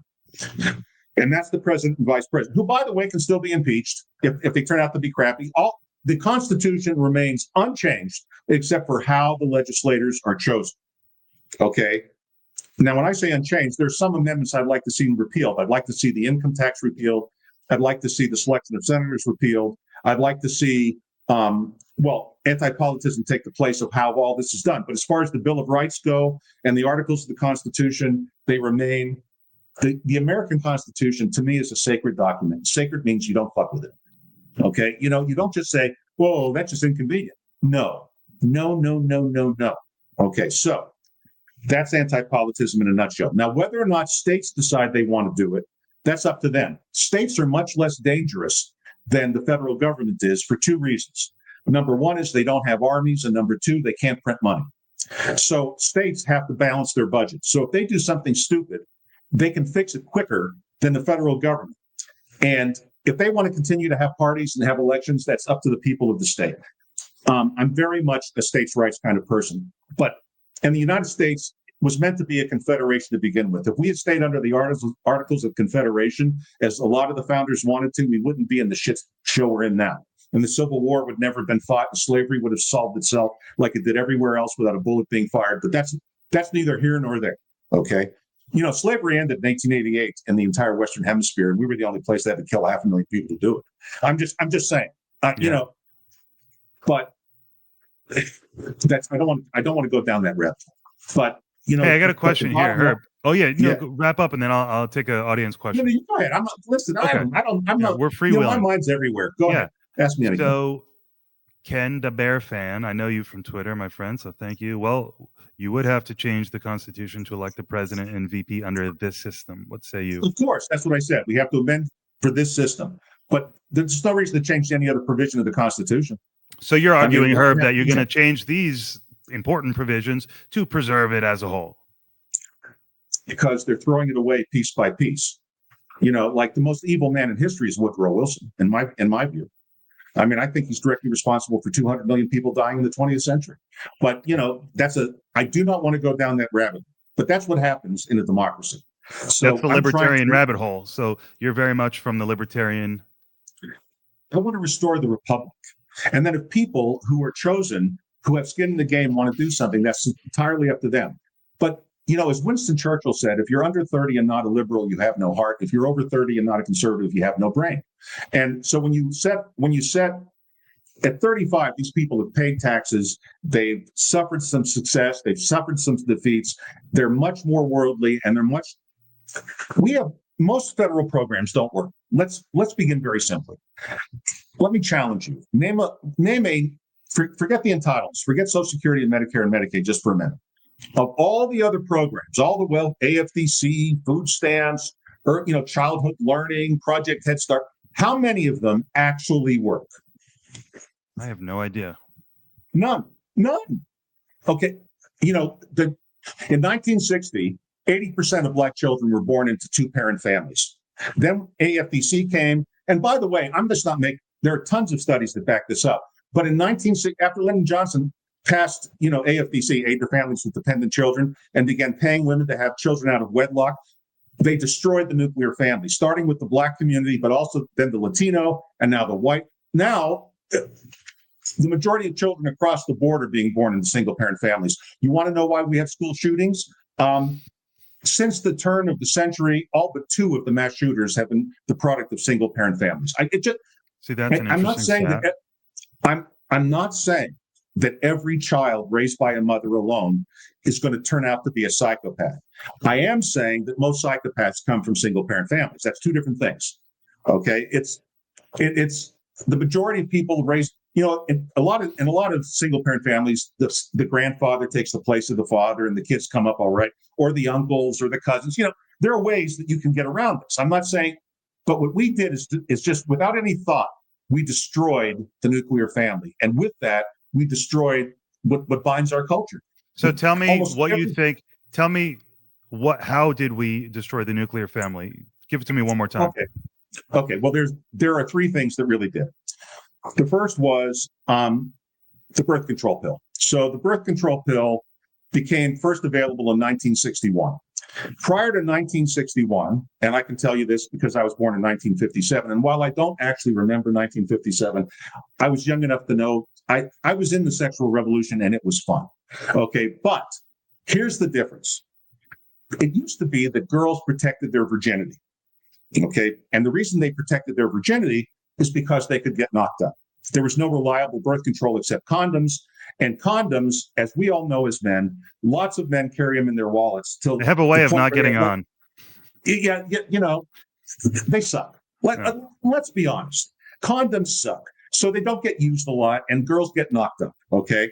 But since it was a disgrace then, the term bastard has a reason. It meant, illegitimate child. There is a reason for stigmas. Right. Stigmas are like fences, and you don't kick over a fence. You don't kick over a fence until you know who put it up, why they put it up, and is it there to protect you or to restrict you? You got to ask these questions before you go kicking over the fence. So and we're not going to, by the way, I'm not suggesting we're going to make the birth control pill illegal. It's one of the three contributing factors, because then promiscuity became easy. And then women began the process of sexual comparison.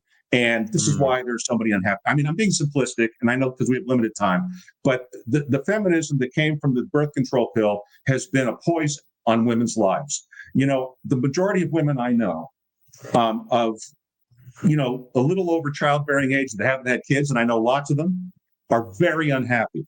They bought into this bullshit, and they forgot that if you don't have, the problem is there's still a lot of sane people, and all the good men do get taken young. And then so you're left with the retreads. And the retreads, generally speaking, aren't fun. I mean, it's just the way it is. I'd like to pretend it isn't, but it is. No, I was very insecure when I first got exposed to your thoughts on this issue, but I escaped the matrix. I found a fiance who's 7 years my younger. I'm speaking in broad generalities, okay? Right. It's generally true. The defense of this, no one could argue with this in the big picture logically. You could argue against it emotionally. And I'm not suggesting, again, we're not going to be able to put that genie back in the bottle. I mean, that's just all there is to it. The second thing that is destroyed of sexual promiscuity. Yes, sexual promiscuity has been a huge mistake, and I've enjoyed it. I'm a hypocrite. Right. I was having a party in the 60s and 70s, especially the 70s. Boy, did I have fun. But, it was not smart, not good, bad for everybody. The second thing that caused the breakdown of nuclear family is no-fault divorce. So prior to the 1965 changeover into the Great Society of Lyndon Johnson, it was hard to get a divorce, really hard, because you had to have a reason for it. And judges were very loath to grant divorces when there were children involved, because there are tons of sociological studies that prove this. Even a shitty father is better than no father. Okay, even if your father ignores the children, does nothing with them, is a grump, and walks around the house and only speaks up to paddle them, he's better than no father. Okay? And by the way, corporal punishment is not a bad thing. There's a difference between a spanking and a beating. We've just lost all perspective on how children are raised. Okay? I have never laid a finger on my kids, by the way. I'm not a spanker or a beater. But I'm telling you, there's nothing wrong with a paddling. I've been paddled. I was paddled by the assistant principal. It didn't kill me. It actually, I went, I don't want to do that again. You know what I mean? Right. So that was the second thing. So no-fault divorce. What we should do is reinstitute, take away no-fault divorce once there are children involved. Until there's a child involved, if you want to get divorced, get divorced. You don't have to have a reason. But once you procreate, it is no longer about you. It's about the child. Period. End of story. Not only for the child's sake, but for the society's sake. Healthy children can only come from two-parent families, really. Consistently healthy children. Let me be clear. So You can't just consider it no big deal. And all this, well, we are unhappy and kids will be better off when we're apart. No, they won't. That's bullshit. That's just what things people say. Kids blame themselves. They have all kinds of issues. How many people end up in therapy over this? I mean, that's it. So that's number two.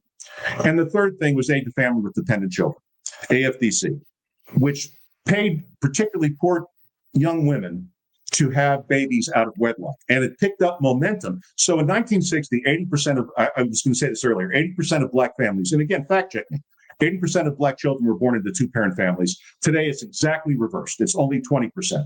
Is it any wonder that Blacks have had, between 1945 and 1960, Black poverty dropped by 50%. And then the Great Society came, it's dropped another 17% over the next 70 years. Okay, all I'm saying is we tried to fix something that wasn't broken. Blacks made huge economic progress under Jim Crow. Once we killed Jim Crow in 1964 with the Civil Rights Act, which was a great piece of legislation. That was the last piece of really important legislation, I think. Yeah, you're not saying Jim Crow was a cause of Black success. You're saying despite Jim Crow, the fact that we didn't have these dependency programs, they still thrived, right? Yes, they still thrived. They still thrive. And people don't understand what Jim Crow is about. Now, I lived in the South, so Jim Crow was not there to persecute Blacks. It was there to protect white workers, because white workers on the lower end were terrified that Blacks were going to take those lower end jobs. So Jim Crow laws came in to protect low-paying white jobs. That's what Jim Crow really was. So a lot of Blacks were shut out of entry-level jobs. And, that's why minimum wage is so stupid. When you don't know how to do anything, you have to go in low, because the business can't justify hiring you unless you're going to produce revenue, and you're not going to produce revenue if you don't know what you're doing. But then you work your way up the ladder. And lots of Black people did that even under Jim Crow. And that has been gummed up horribly since. And I personally, by the way, just digressing slightly, I hate to talk of the Black community and the gay community. I don't think these communities exist. I think this is all bullshit. I hate this.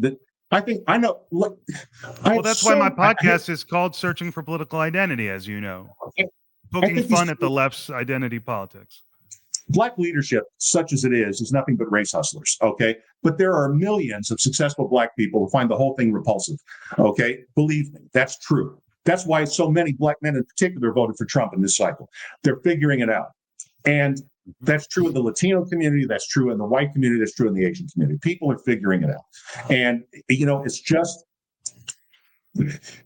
anyway, those three things destroy the nuclear family. And see, my fear is, how do you put that genie back in the bottle? Now, I think all welfare should be ended at the federal level.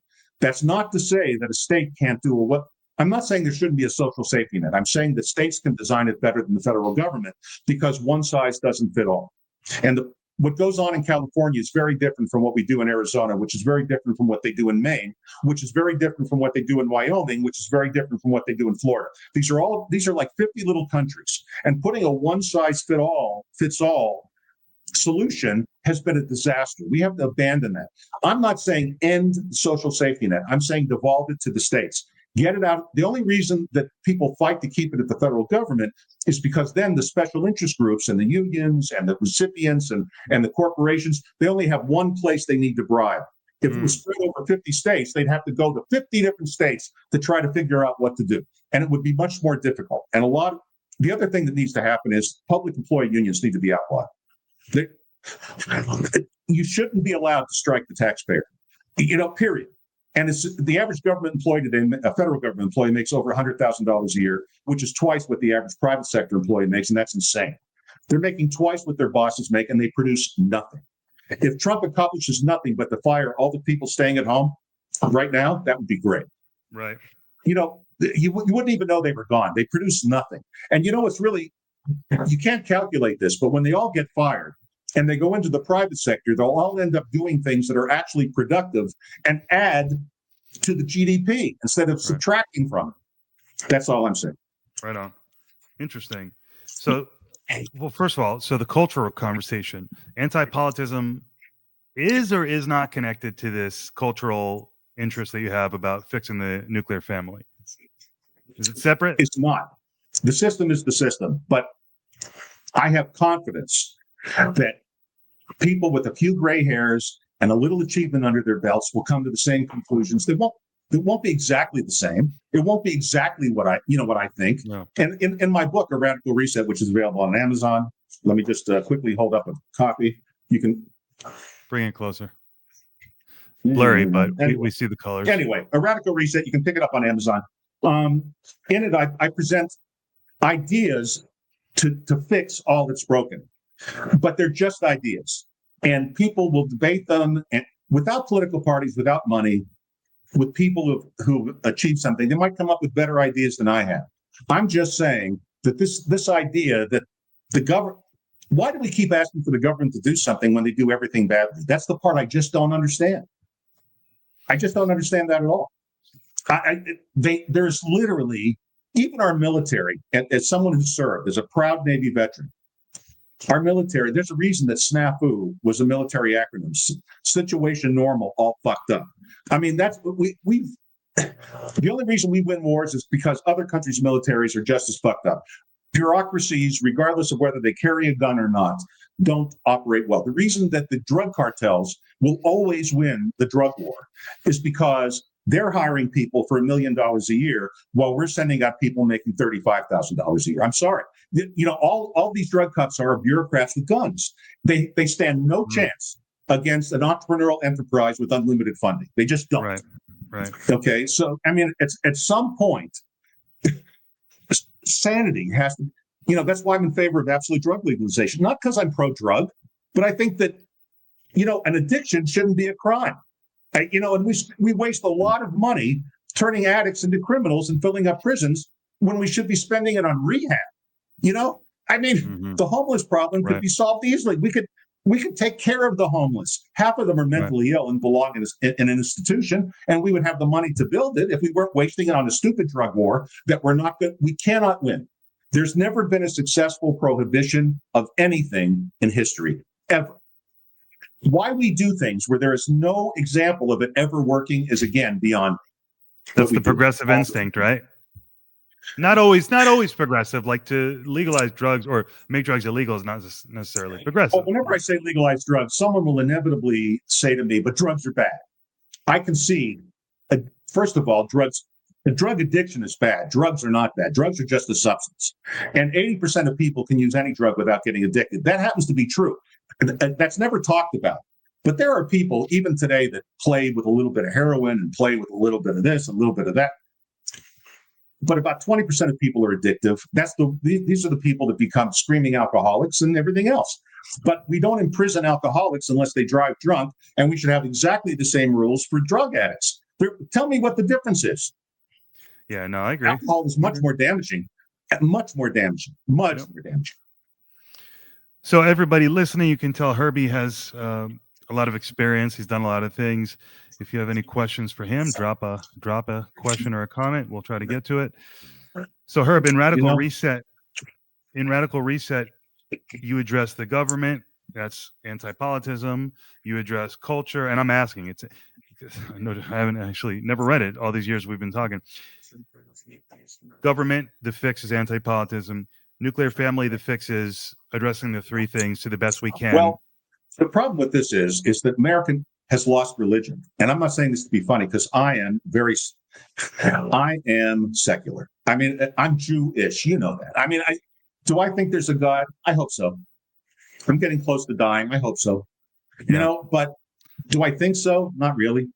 But I hope I'm wrong. I mean, really, I do. But I'm telling you that when my parents dragged me to services and made me go to Hebrew school, or as the Christian equivalent Sunday school, or whatever it might be, when your parents dragged you there, it wasn't necessarily important whether you believed it or not. Mm-hmm. It was the glue of society, a common set of values. Okay, right and wrong in a religious society, we would have never had transgender. Just never. Okay, that's just a manifestation of a secular society. The problem is that science is killing God. I personally think science might be bringing God alive, because no one can answer the question, what was before the Big Bang? I mean, what made it Big Bang? I mean, I don't know. And again, I don't want to go down that that road, because I'm not here to preach religion. I'm not going to figure out if God exists during this stream. I hope. What I'm hoping for is that organically people return to religion, because overall, I understand. Look, as a Jew, the Catholic Church has been killing us for centuries. Okay, but I still think Catholicism overall is a good thing in the modern world. In the modern world, I'm not in the Inquisition, not so much. But today, to have a set of values and a belief in something bigger than yourself and a sense of community is a good thing. So I've replaced especially when all these other especially when all these other social barriers are being knocked down. Yeah, I mean, for me, I would suggest that we should I think we should teach Stoicism in school. Right. I think it should be. I think philosophy should be a mandatory course starting in junior high school. Right. I think Stoicism, almost all Western religion is based on Stoicism anyway. Okay, I mean, if you read the Bible and you read the Meditations of Marcus Aurelius, and you read what Epictetus wrote, and you read what Zeno is the founder of Stoicism. If you read what they said, how they said, and the other Stoic philosophers over time, you'll really see Judeo-Christian thought throughout. I mean, it's there. So if you can't believe in God, at least pick up a philosophy that provides you the same thing, although I don't think it'll be as strong as religion. I'm really worried about that. I think that that worries me more than anything. I wish I could wave a magic wand and make everybody go back to their churches. That's what I wish. But that, of course, that's a wish. Okay, so you've answered. I was getting to, is there something besides government problem? Okay, it fixes antipolitism, culture, nuclear family, have your fixes. Was there another thing? And now it sounds like godlessness is the other thing. Godlessness is a problem. It's a problem. I mean, the reason that the United States did so much better than Europe, okay, for so long, until our liberals started playing European, is because people don't understand that the Pilgrims came to our shores, not, we were taught in school for religious freedom. Remember that? They came here for religious freedom. Right. Yeah, the freedom to be more conservative. What those people were, the Puritans and the Pilgrims, were the Roundheads of Charles Cromwell, who was a religious fanatic, who was then, after the restoration of Charles II, a lot of them got the hell out of Dodge and went to America. But they came here to be more religious, not less. America has always been far more religious than Europe, and it is not some kind of coincidence that we did a lot better. Those two things go together hand in hand. And I'm not an evangelist. I'm not even a Christian. I just can recognize what's true. Sociological phenomenon. This is the Jordan Peterson argument. I have a hard time because he can't give a short. Anyway, I used to like him more, but he's neither here nor there. No one's perfect. Hey, no one's perfect. I respect it. Right. But religion's a good thing, guys. I mean, I know. I have no place to. I understand what deeply flawed human being I am. I'm just saying, for society, we're all flawed. We need some place to get redemption other than material wealth. You need some place to find worth in your life, because without it, we end up in nihilism. And that's what we have. We have a nihilistic society, particularly in the elites, where they don't believe in anything but themselves and their own perfection and their own ability to do things. And that's just solipsism and hubris. And it can't end well. It can't end well. I remember being in high school and talking to my best friend's brother, who's we had the best conversations about philosophy and religion and stuff. And I was a humanist atheist at the time. I was just really that way. I remember trying to impress a girl, which I did not successfully do, by the way, over the phone, but we would talk on the phone a lot, and I had a crush on her. And I just remember telling her that God was how cavemen explained lightning. And I'm in a different place now, and I'm not sure if I'm going to swing back to that agnostic atheist position. When you get married and have a baby, it's a good thing. And you don't really you can be a hypocrite. It doesn't, there's nothing wrong. Right. There's nothing wrong with therapeutic hypocrisy. I mean, do you think that everybody that sits in church really is absolutely positive that God's hearing their prayers? Do you really? Or do you think even the Pope is absolutely positive that God exists? Okay? The edibles just kicked in. I don't know. But the answer is I doubt it. I think everyone has doubts. Yeah. The difference is the benefits so outweigh. And what's the harm in it? Well, Right. if you die and it's over, it's over. You're not going to have any regrets. You're not going to know anything. Poof, you're gone. Yep. It's If compelling. if it's real, great.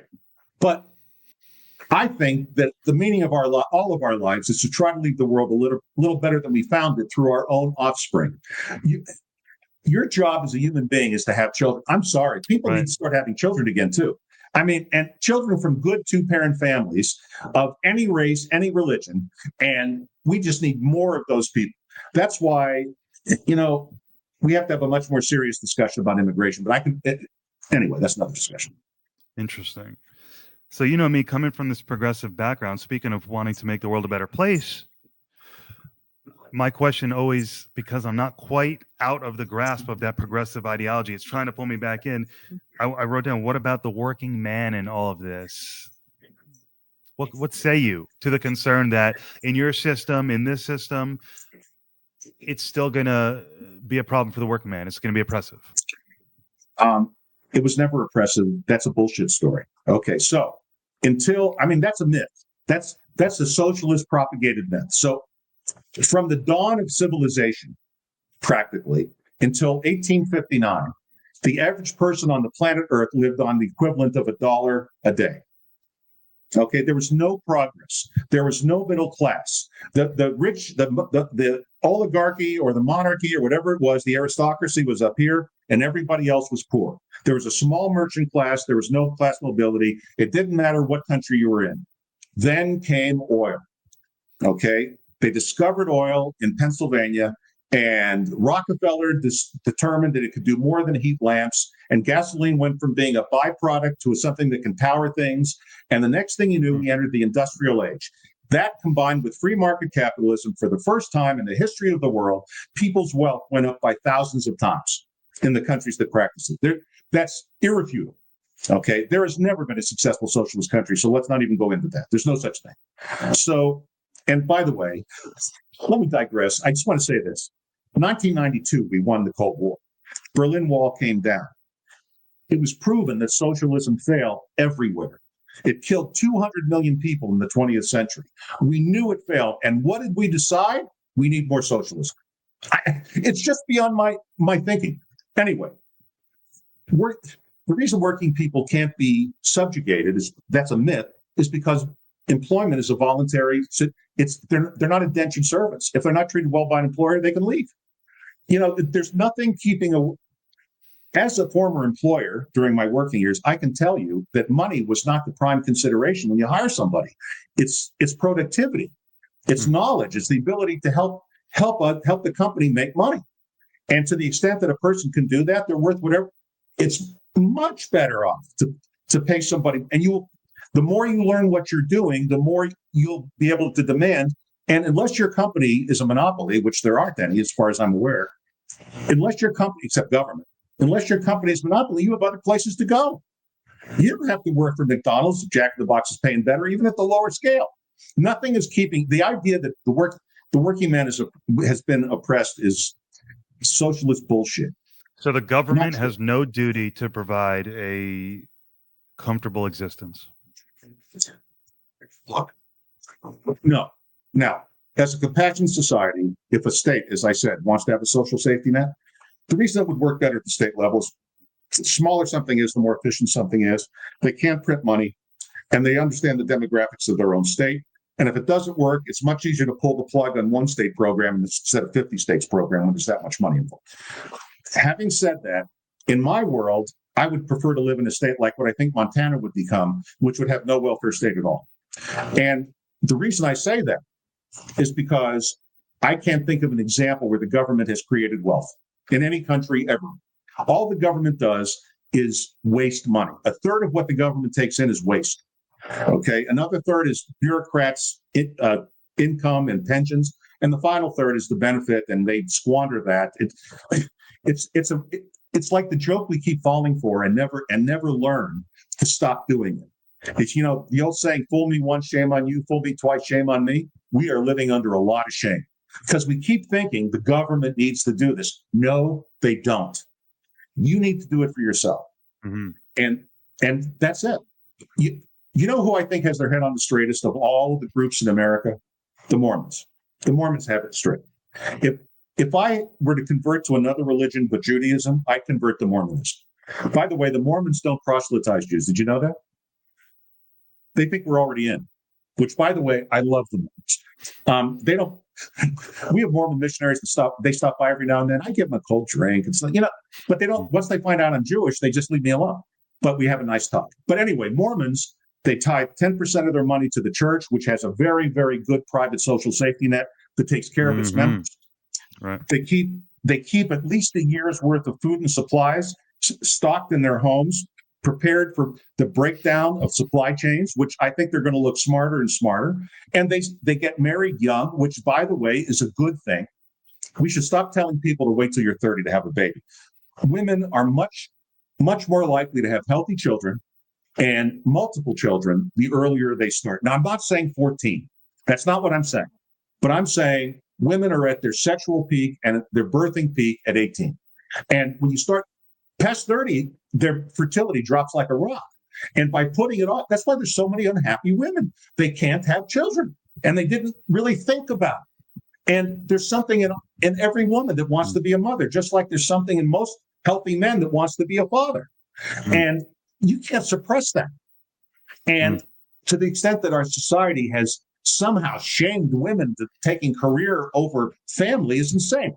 I'm not saying subjugate women. I'm saying it's much better to raise your kids with mom at home. It just is. Again, return back to alignment with nature, objective reality. We've gotten a little too far away. Let's say the nuclear family has worked for the entire span of human civilization until we started fucking. The two-parent family has been the successful social unit of every culture since the dawn of time. How arrogant are we to think we can fuck with that? Really?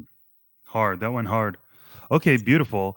We're going to talk. I want to ask you about Bitcoin because my friend Kyle wants to know your opinion on Bitcoin. And before I ask, I'll just one more time to the audience, if you want to leave a comment or a question for Herby to address, you can do that while we're talking about Bitcoin. So what do you think about Bitcoin? He wants to know, is it a joke? Is it the real deal? It's the real deal. Bitcoin is the hardest money ever invented. Now, when I say that, gold is hard money because it's hard to extract gold. But there's lots of it. Gold is everywhere. Gold is on the periodic table. Gold is on the moon. Gold is in the asteroids. So gold, the supply of gold can be increased, okay, and will be increased. Bitcoin, there are 21 million Bitcoins that will ultimately be mined, and that's it. And the algorithm can't be changed. This makes it the hardest money ever conceived. Unlike dollars that can be printed, I believe Bitcoin is a great thing that will be the ultimate undoing of the dollar. That's the other risk. If world governments began to use Bitcoin as a reserve currency for their own currencies instead of US dollars, that would be the end of the dollar as we know it, and the end of our lifestyle as we know it. Bitcoin is incredibly dangerous to fiat currency. It's great if you own it. And I can't encourage you strongly enough to own Bitcoin, even at these levels. Bitcoin is going to go over $1 million. Dollars are going to be worth nothing. In the end, it's going to be Bitcoin. Bitcoin is, by the way, all the other cryptos they're important for other reasons. Like, for example, the stable coins, which right now they're doing more transactions are done by fivefold using stable coins than Visa and MasterCard. What are stable coins? What the hell is a stable coin? The stable coin is a crypto that marks itself exactly to $1, but has none of the problems. You don't have to spend money to move it. So instead of going through Visa or MasterCard when you purchase, it can be a direct transaction and a private transaction. Okay. And so they're being used increasingly for trade. And last year, the volume of stablecoin transactions was 5 times Visa and MasterCard put together. And I think in the end, they'll be the undoing of Visa and MasterCard. We could do a whole nother podcast on that. But Bitcoin is a currency. The other ones are cryptocurrencies that are used for different. Ethereum is the network. Ether is the money. It's not Ethereum money. It's Ether, but it has specific uses, but it's not currency. The only one that's currency is Bitcoin. Okay, so invest. Oh God! I mean, not that you're giving people financial advice, whatever, but listen. talk to your own advisors, yada, yada, yada. But I'm just telling you, if I were you, I would have 50% of my money in Bitcoin and 50% in gold until I was sure this shitstorm was solved. That's what I would do. And if I owned real estate right now, I'd be dumping it as fast as I could get rid of it. We're in a super bubble. And stocks. Here's a little financial advice. Just take it for what it's worth. If you own any kind of tech stock, start buying puts and protect yourself on the downside. We are so ripe for a crash. It's unbelievable. Now, maybe Donald Trump could stave it off. And I hope he does. I'm not rooting for a crash. I'm saying that we're in a hyperinflated bubble of real estate and stock that can't be justified based on the earnings these companies are producing. And, sooner or later, all investments return to the mean. So when you have tremendous returns, sooner or later, you're going to have a tremendous crash. And so if you have a 401k and you have an option, by all means, buy Bitcoin and buy gold. Right. Okay. Fantastic. By the way, and then seek advice of your own counsel. And I don't sell either one, and I'm not recommending a firm. And, do your own homework and buy from whoever you want. I have no ulterior motive here, but it's good advice. Awesome. Thank you, Herb. This has been a lot of fun. It sucks. We're up to 600. It's like now we're going to stop. It almost seems like a shame, right? Do you have another 90 minutes in you? No. I'll talk as long as you want. What do I care? Any other issues that you think fit into this conversation that are on your mind that you want to explore, or you want to leave it here? I want to just briefly cover the climate thing, just really quick, because the wildfires in California. Okay, great. Okay. Let's start with wildfires have nothing to do with the climate. Okay.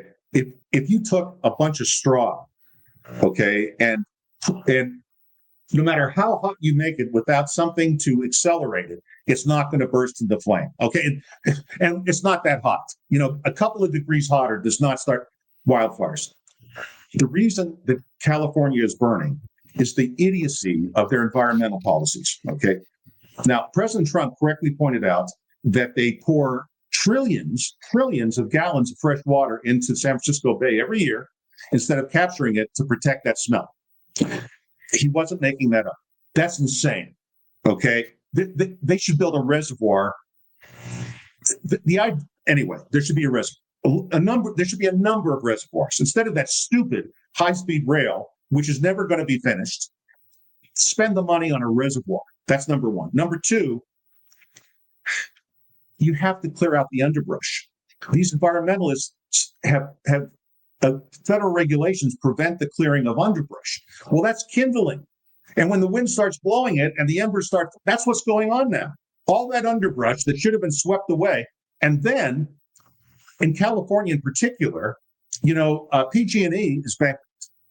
And there are electrical lines they used to be in Palisades. Now they're nothing but a stick, but that are as old as 121 years old because they haven't invested any money in rebuilding their electrical grid. That's why Governor's stupid. What does Trump call him? New scum or something like that. Yeah. And he's really a slime. It's funny. I just wrote his name down. I said, I wonder what Herby. My question was going to, because I know it's not going to be positive, but my question is, Herb, is it that bad? Is it as bad? Is there anything is it unfair to blame him for this, or is it really his fault? Him and the entire legislature. Yeah, they have a super majority.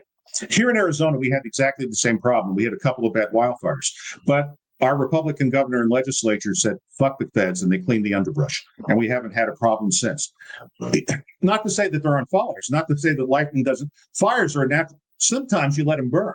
If they're not going to. Right. And, the idea in California, as you know, it's very tough to get homeowners insurance because they've regulated everybody out of the market. So there's that fair thing that they have at the state level that's insuring all of these homes. Okay.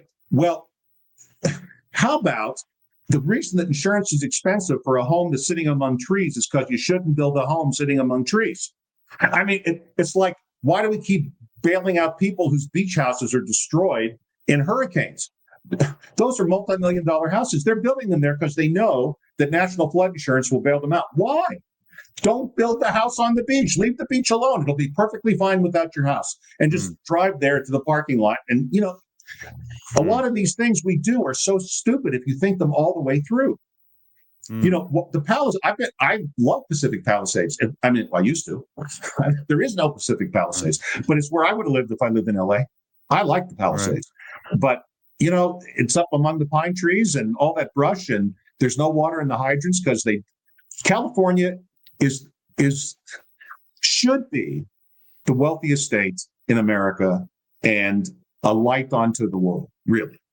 And instead, it's run by unbelievable jackasses. I just can't understand it.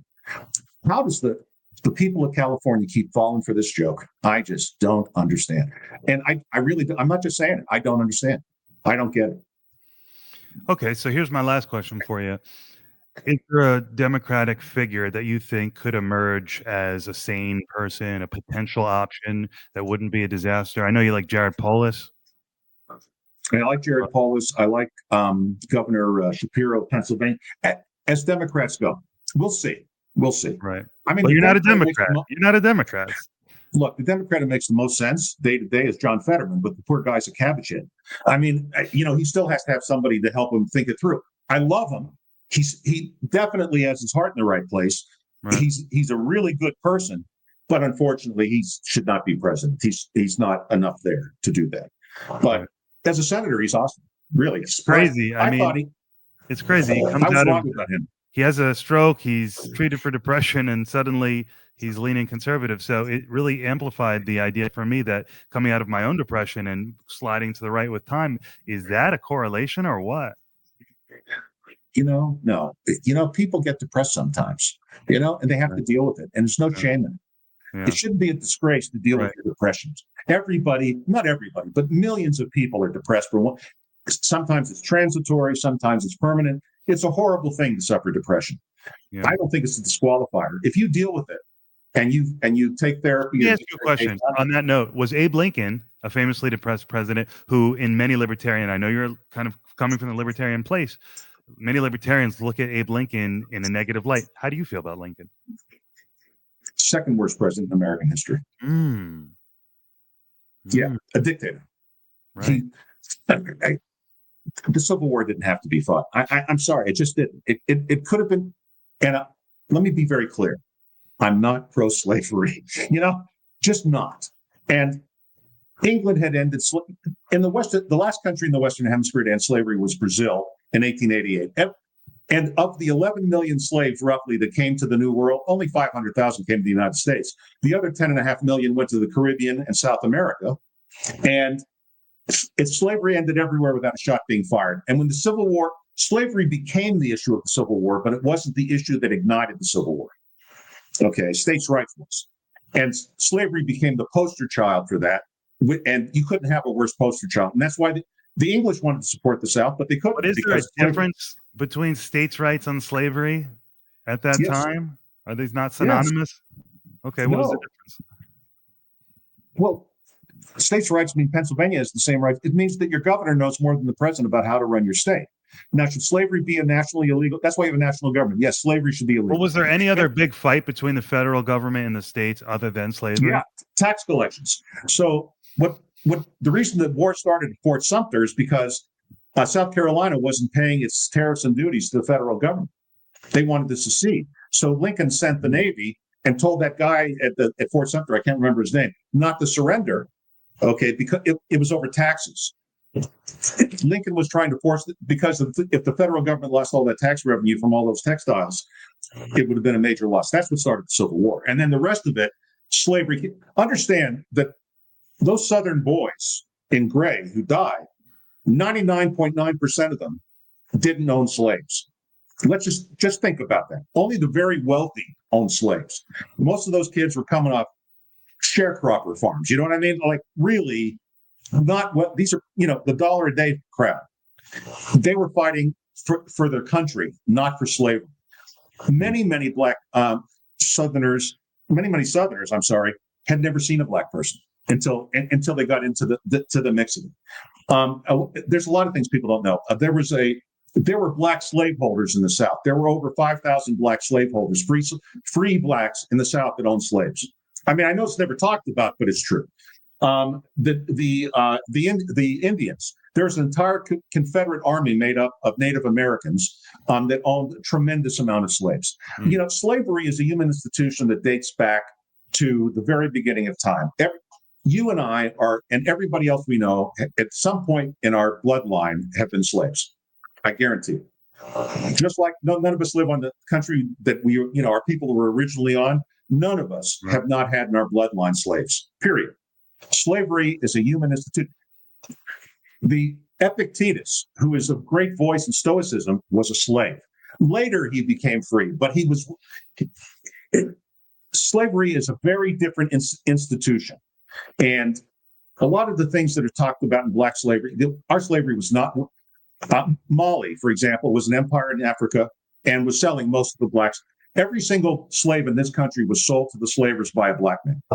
There's no such thing as a white slaver. That's just that doesn't lessen the trauma of the realities of what people were subjected to. No, of course. And I would have been anti-slavery, and I am anti-slavery, and of course that the whole thing's stupid. But let's not lose sight of that was really not why the Civil War was fought. We didn't have to fight a civil war. We did not have to kill 600,000 people. We didn't have to do it. How many wasted potentials were ruined, bloodlines gone, of maybe great contributors to our society over a war that didn't need to be fought? And what would have happened? We would have had separate unions or separate. Well, Lincoln, until the bullet went through his head, his idea was to expatriate the blacks back to Africa. That's what Liberia is all about. Lincoln actually the keels had been laid in New England for the boats to carry him back. Lincoln didn't believe the races could mix. Lincoln wanted to put all the blacks on a boat and send them back to Africa. I'm sorry, it's true. Again, fact checking. Go ahead. Right. No, it's unbelievable. And so here I am on this journey trying to find my political identity amid coming out of my depression, maturing, going to law school, paying attention more, meeting people like yourself, thought leaders, people who have a lot of knowledge. And so that's what I'm doing. And so for anyone listening, that's what searching for political identity is all about. I just think that you should listen. I love people regardless. I think the idea that you like gauge your friendships by political, I hate that. Sure. I don't care. Oh, of course. Yeah. No, all my friends are conservative. I mean, well, 9 out of 10 are conservative. So I come from the progressive background, but I fit right into, really, it's more of just a mental block of, it's a psychological thing for me. Am I really going to walk away from, as much as I have I could criticize my dad all day long. I do love him. I do respect him. Go ahead. I'm telling you this because I know this is a product of your Jewishness. I know. Oh, well, exactly. And so I'll even interject to say, here I am, a Reformed Jew. I got my cousins who are wealthy, who are very religious. I got my dad who comes from a working class socialist artist background, who's not religious at all. And who am I? And politically, the division. It's a lot for one guy. But being very influenced by my father and his two brothers, who are very interesting, very well read, very cool, quirky, liberal, progressive guys, but questioning that wisdom. When I was a little boy, we were Democrats too. And there's a reason to be, because in those days, the Republican Party was the country club party. And they were full of people that, like, for example, I lived in Miami Beach. There was a club in Miami Beach called the Bath Club. It was owned by Arthur Godfrey, who no one will remember who that was, but he was a television personality. He was also a rabid anti-Semite. Jews weren't allowed in the middle of Miami Beach, for Christ's sake. Okay. And that was perfectly normal. There were plenty of restricted clubs and communities. So Jews didn't vote for Republicans because they were restricting. They were the racists in those days. But today's Republican Party is not. MAGA has nothing to do with that. No, this is the opposite. And for me, when we talk about this is the party, the elites, and these are the populists, and then we highlight how interesting it is that right now the Republicans, being the populists, are they going for like corporatism, or are they going for economic populism, like free market or regulations? It appears to be that they're going for free market. So it's all interesting. And so what is the best policy? This is really what it comes down to for me. What is the best economic policy for prosperity for all? And so get the government, federal government should defend the shores, and that's it. Yeah. That's it. And everything else they do, including Social Security and Medicare, should be done at the state level. Now, that's not going to happen. But Social Security and Medicare need to be means tested. I'm sorry. Look, you want me to solve the problem of Social Security? It's simple. Stop giving it to people that don't need it on a sliding scale. And when you look at that sliding scale, and this is people my age, I get Social Security. On the sliding set, and I'm not turning it down because I'm not stupid. I'm not going to turn down free money.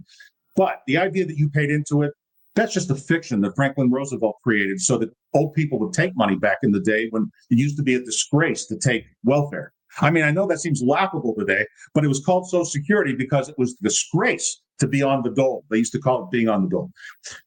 No one's paid into anything. The money comes in the front door and out the back door and gets replaced by an IOU and a trust fund that doesn't exist, full of nothing but paper.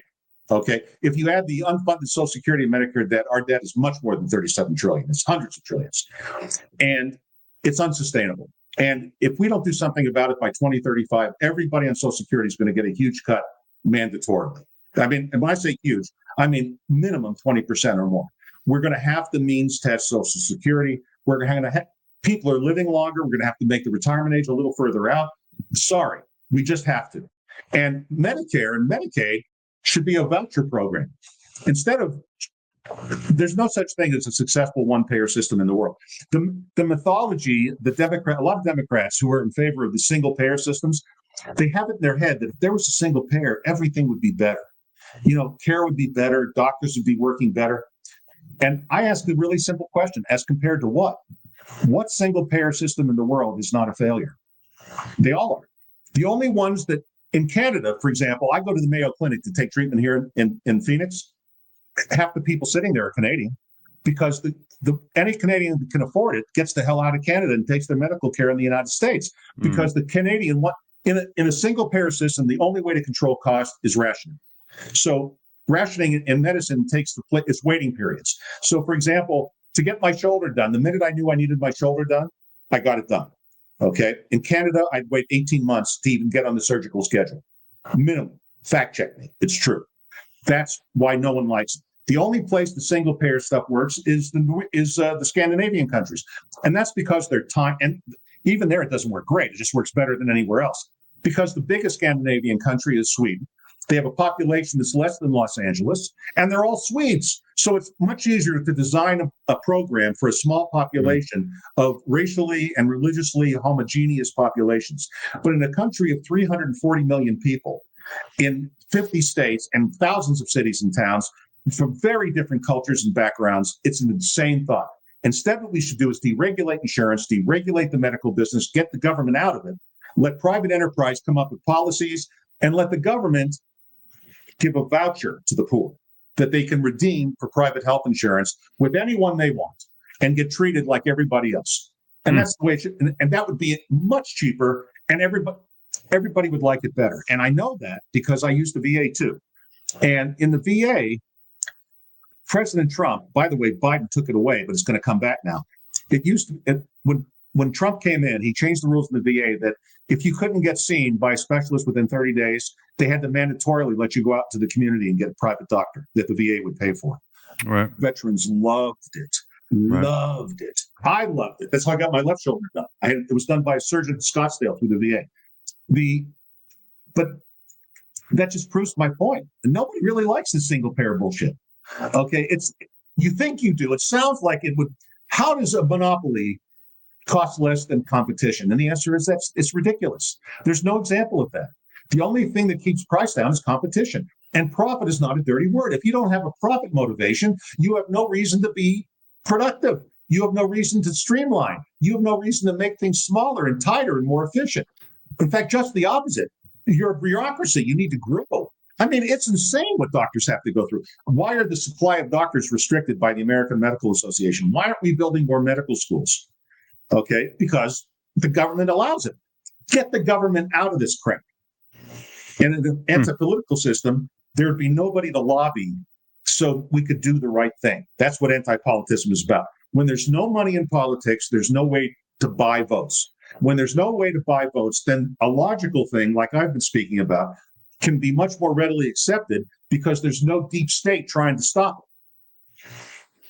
Well, there it is right there. I was going to ask you to tie it in, and there you just did. It's the sucking them. Ultimately, it's the sucking the money out of the process, which will allow the clearest ideas to present themselves. Thomas Sowell who's my favorite living American, okay, that says there are 3 questions that should be asked before any government program is created. Question number 1 is, as compared to what? Okay, where has somebody else done whatever it is that we're about to do successfully? Now, if someone else has done it, then fine, we'll copy that. That's fine. But let's say, as is the case with every government program that we have, there are no successful examples of it. Well, then the answer of the person's bring it up when you say there's no success, what they would say is, oh, but we can do it better. It's more modern. We have computers, yada, yada. Okay, so the second question is, show me your data. Don't just tell me. Show me the data and the research properly conducted that proves that this could possibly work. And again, it doesn't exist 99.99% of the time. But let's say that the first one does exist and the second one does exist. Then we get to the third question, which is, how much does this cost? Because there are no solutions, there are only trade-offs. Mm-hmm. And is the trade-off, there's no such thing as a solution. All you're going to do is create a different trade-off.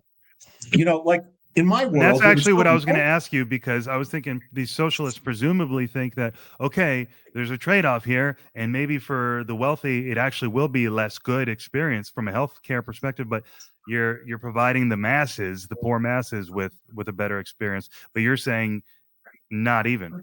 It's just the opposite. The poor masses are much better off under a free market system, because the harder they work, the more they get. It's just that simple. And they don't have to deal with all the regulation and the rules. And you can do this and you can do that. If you want your healthcare delivered with all the care and love of the Department of Motor Vehicles, keep advocating for single payer health insurance.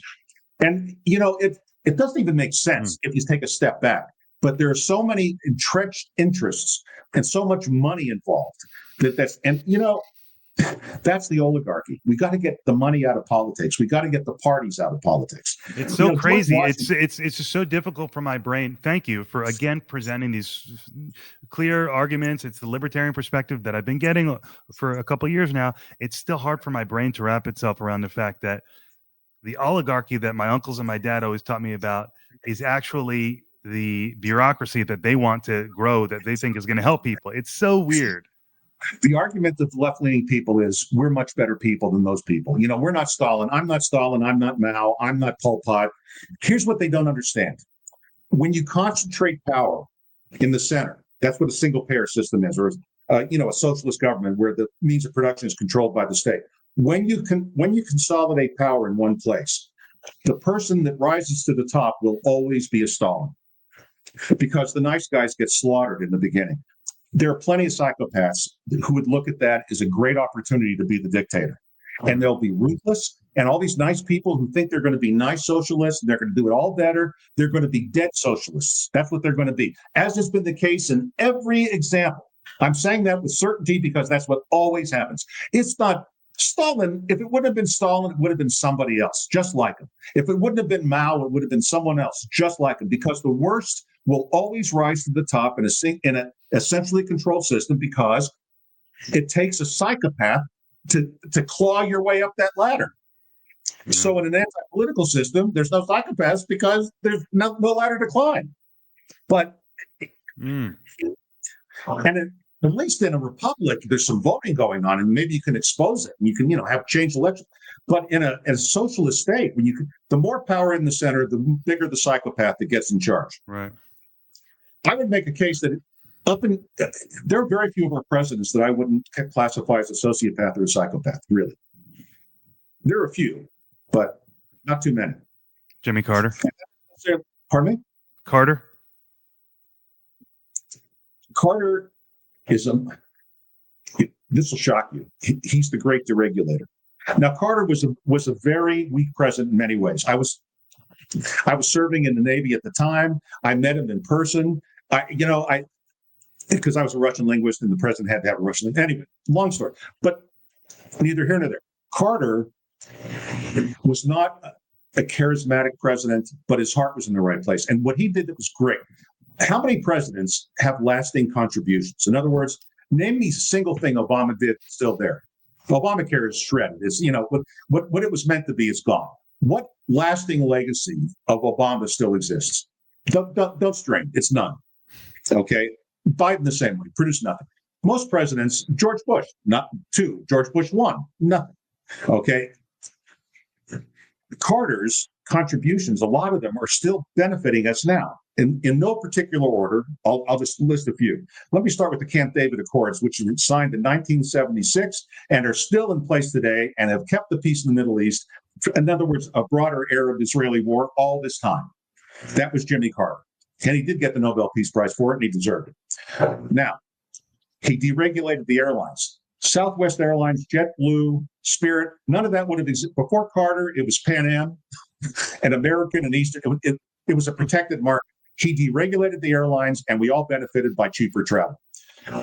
Before Carter, there was one telephone carrier, AT&T. You rented your phone. You didn't buy it.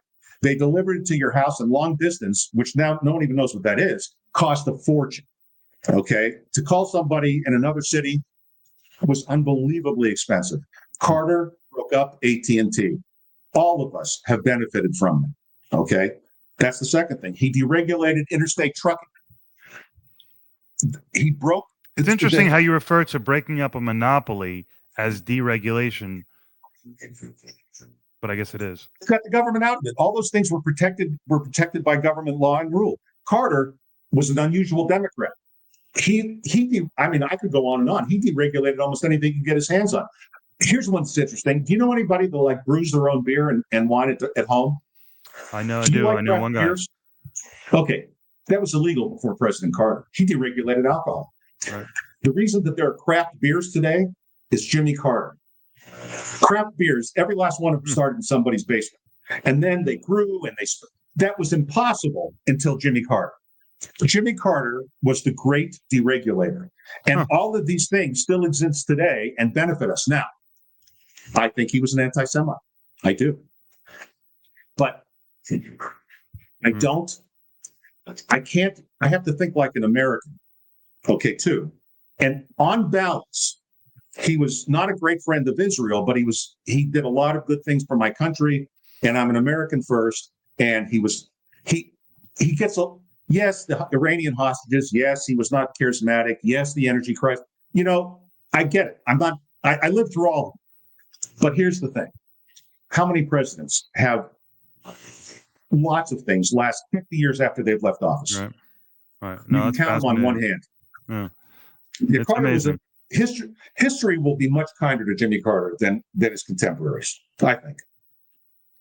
But it won't be high. But it won't be high. But it won't be kind to Biden. Biden, if he's not the worst president in history, he's the second worst. Well, actually, after Wilson and Lincoln, Biden was the most. I'll say this: Biden was the most incompetent president in history. That's what I'll say. Right on. Biden did literally. You can't point to anything that he did that was right. Right. Every single thing he passed through was wrong. Should never have been done. Right. The inflation we're living with today is because only one thing causes inflation. Okay, too much money. Okay, inflation is always and everywhere a monetary phenomenon. It's not the grocery store suddenly decided to get greedy. They weren't greedy before, but now they're greedy. That's bullshit. Okay, it's too much money. All those trillions. What did he build with it? How many? He came out with a program. We were supposed to have 7 billion chargers. We have 8. Right. We built 8 chargers. Right. Come on. The guy just vomited money into special interests, and he was too senile. What about the Chips and Sciences Act? Is that a win? Or infrastructure? No. Infrastructure should be private, in my opinion. Look, imagine that you lived in your state. Well, you don't live in Los Angeles. You live in San Diego. I'm from Florida originally. The Florida Turnpike is a private road. It's a toll road. Everybody drives on the Turnpike, not down I-95. And you want to know why? Because it's great. Because when you pull into the rest stops, they're beautiful. The bathrooms are clean. The restaurants are nice. You can get a nice fresh orange juice. What if there were no roads? What if there were no gasoline taxes and gasoline was being charged for what it really is? But instead of the gasoline tax, you simply every interstate was toll roads. Okay, it would be much cheaper. Instead of paying, more than half the price of gasoline is just tax. You in California, Jesus Christ, it's 2/3 of it. You're paying nearly $6 a gallon. You'd be paying maybe $1 a gallon. We'd all be paying maybe $1 a gallon without taxes. Right. Get rid of the taxes and let private. Let a private company run the roads. It'll be better, like everything private is. Private is not dirty. Profit is not dirty. We have to stop teaching kids that. Right. And that's exactly the milieu that I came from. Wealth, it's just these are the bad, and it wasn't like it was quite that explicit, but you definitely came away from my childhood with this idea that seeking money and privatizing things is it's all about community and blah, blah, blah. Where did Elon Musk's money come from? Where did all those billions come from? Nowhere. They were created. It's created wealth. Okay. This is what people don't understand. Say he's highly subsidized. I don't know. Part of them, but he knows Trump's going to withdraw those subsidies, by the way, and Musk is okay with it because he's already transformed this company. Elon Musk, digressing slightly, might be the most remarkable human being. Who I love, by the way. Yeah, he might be. Based on his long-term effect on mankind, we are possibly witnessing the most consequential human being that's ever lived. Just saying. He's not perfect. He's on the spectrum. Yeah. He says crazy shit. But that, the heroes of history didn't shit marble. You know what I'm saying? It may seem like it because it was way back in time, but they were all deeply flawed. Right. We have to get over this. Perfection is the measure. Human beings do shitty things. That's what makes us human beings. That's what makes us interesting. And you have to have your bad part, otherwise you're a pussy. It's our dark side that makes us stand up. Like the meme. The meme he frequently posts, inside us there are two wolves, and I forget what the one that was most recently, but one was like, I want to be courteous to everyone, and the other one was like, I want to call someone a fucking retard. I linked this all to a Star Trek episode. Now look, this is what a geek I am. In the original Star Trek, there was an episode where Kirk goes down in the transporter to this planet that the Federation wants to bring in. But something happens while he's being beamed down. He's divided into two people. And the good Kirk goes one way and the bad Kirk goes the other way. But the bad Kirk ends up from a parallel universe, goes on to the Enterprise, the good Kirk ship. And the good Kirk goes on to the bad Kirk ship, which is the Federation is an empire. It's very Nazi-like. People are increased in rank by murdering each other. Spock is an evil character, yada, yada, yada. Now, the whole show is based on watching the good Kirk try to get the good Kirk trying to get through and figure out a way to get back to where he was coming. So at the end, I won't go break the story. He gets back, of course, Spock was behind all of it in both universes. They put him back together. Everyone gets back their Kirk. When he gets back to the Enterprise, he asks his Spock, what happened when the bad Kirk was here? He said, we locked them up right away. And he said, how did you know? He said, a good person can pretend to be a barbarian, but a barbarian cannot pretend to be a good person.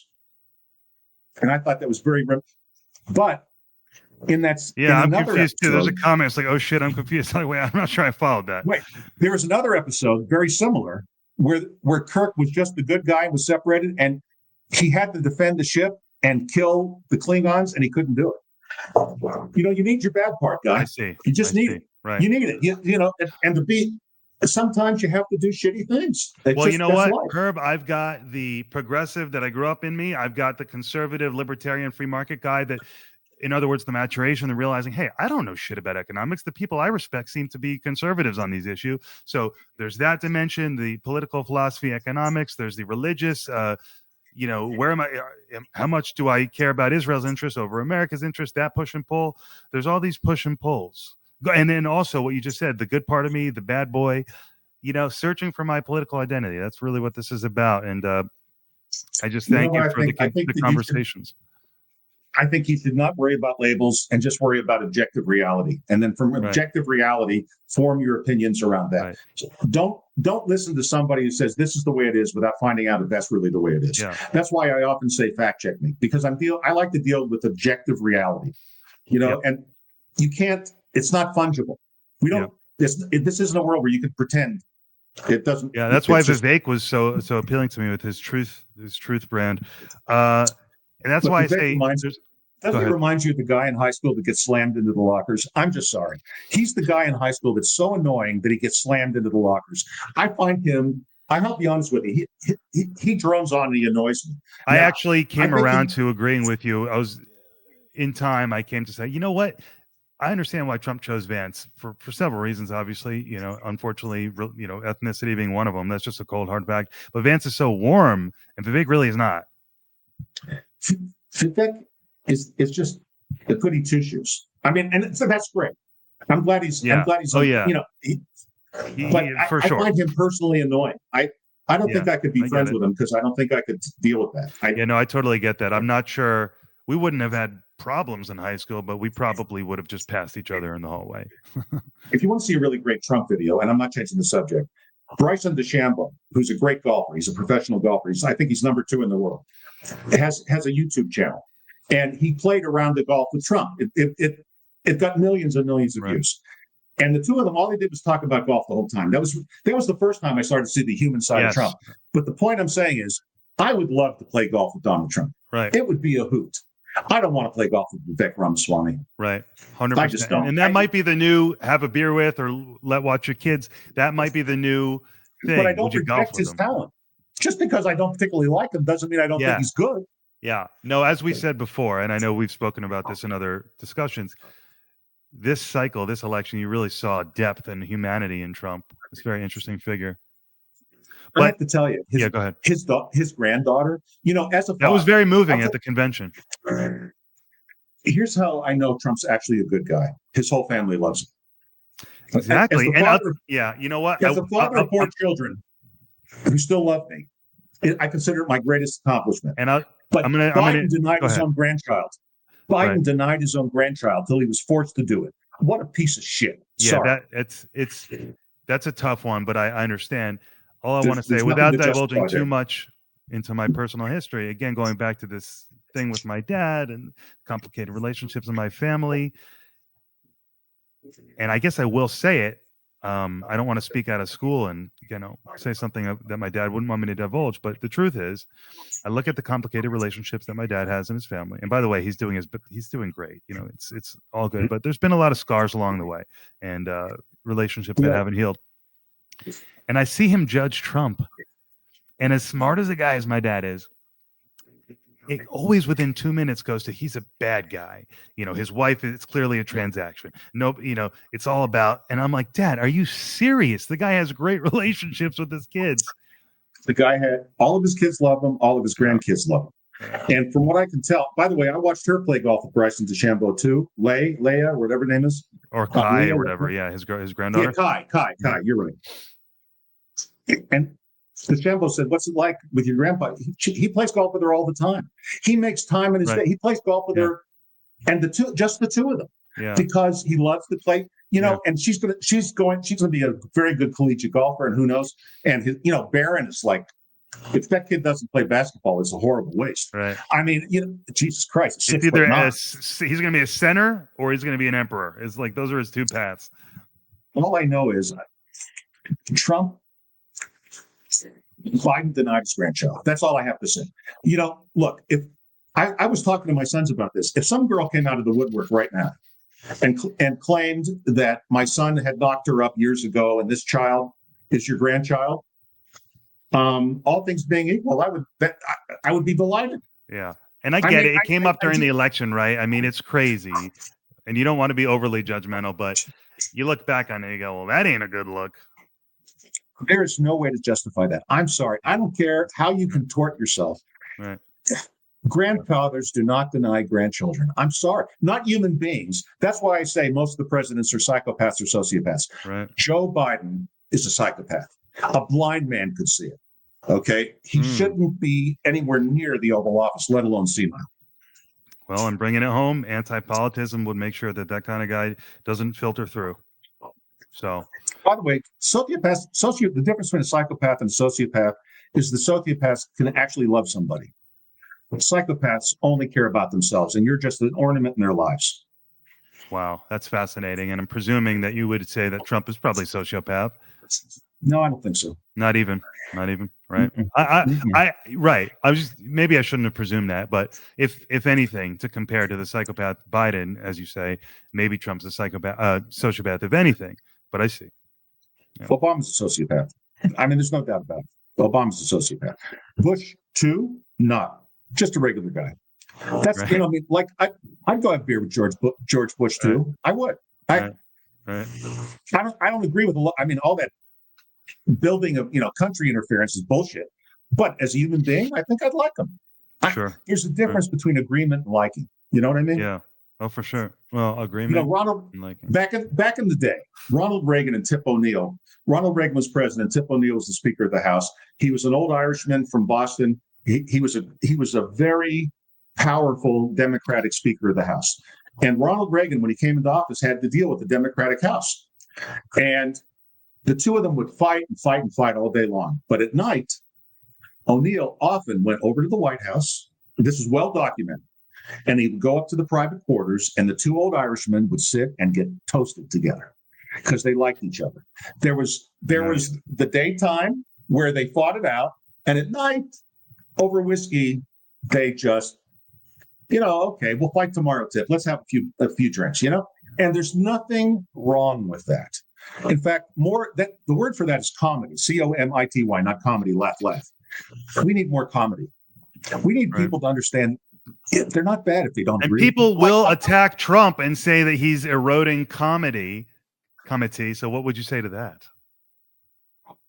I think I think when history writes the story of Donald Trump, he'll go down as the most, because he was a danger to the status quo. He's the most abused politician we've ever had in American history. I bought it. He fights back the whole hook, line, and sinker. I bought it. You know what? He's going feral. He is not fucking taking it lying down. And you know what? Damn it. I fucking came around to like it. Notice he's a forgiver. Notice that he's a forgiver. J.D. Vance called him Hitler. Right. Okay. Trump will forgive right away.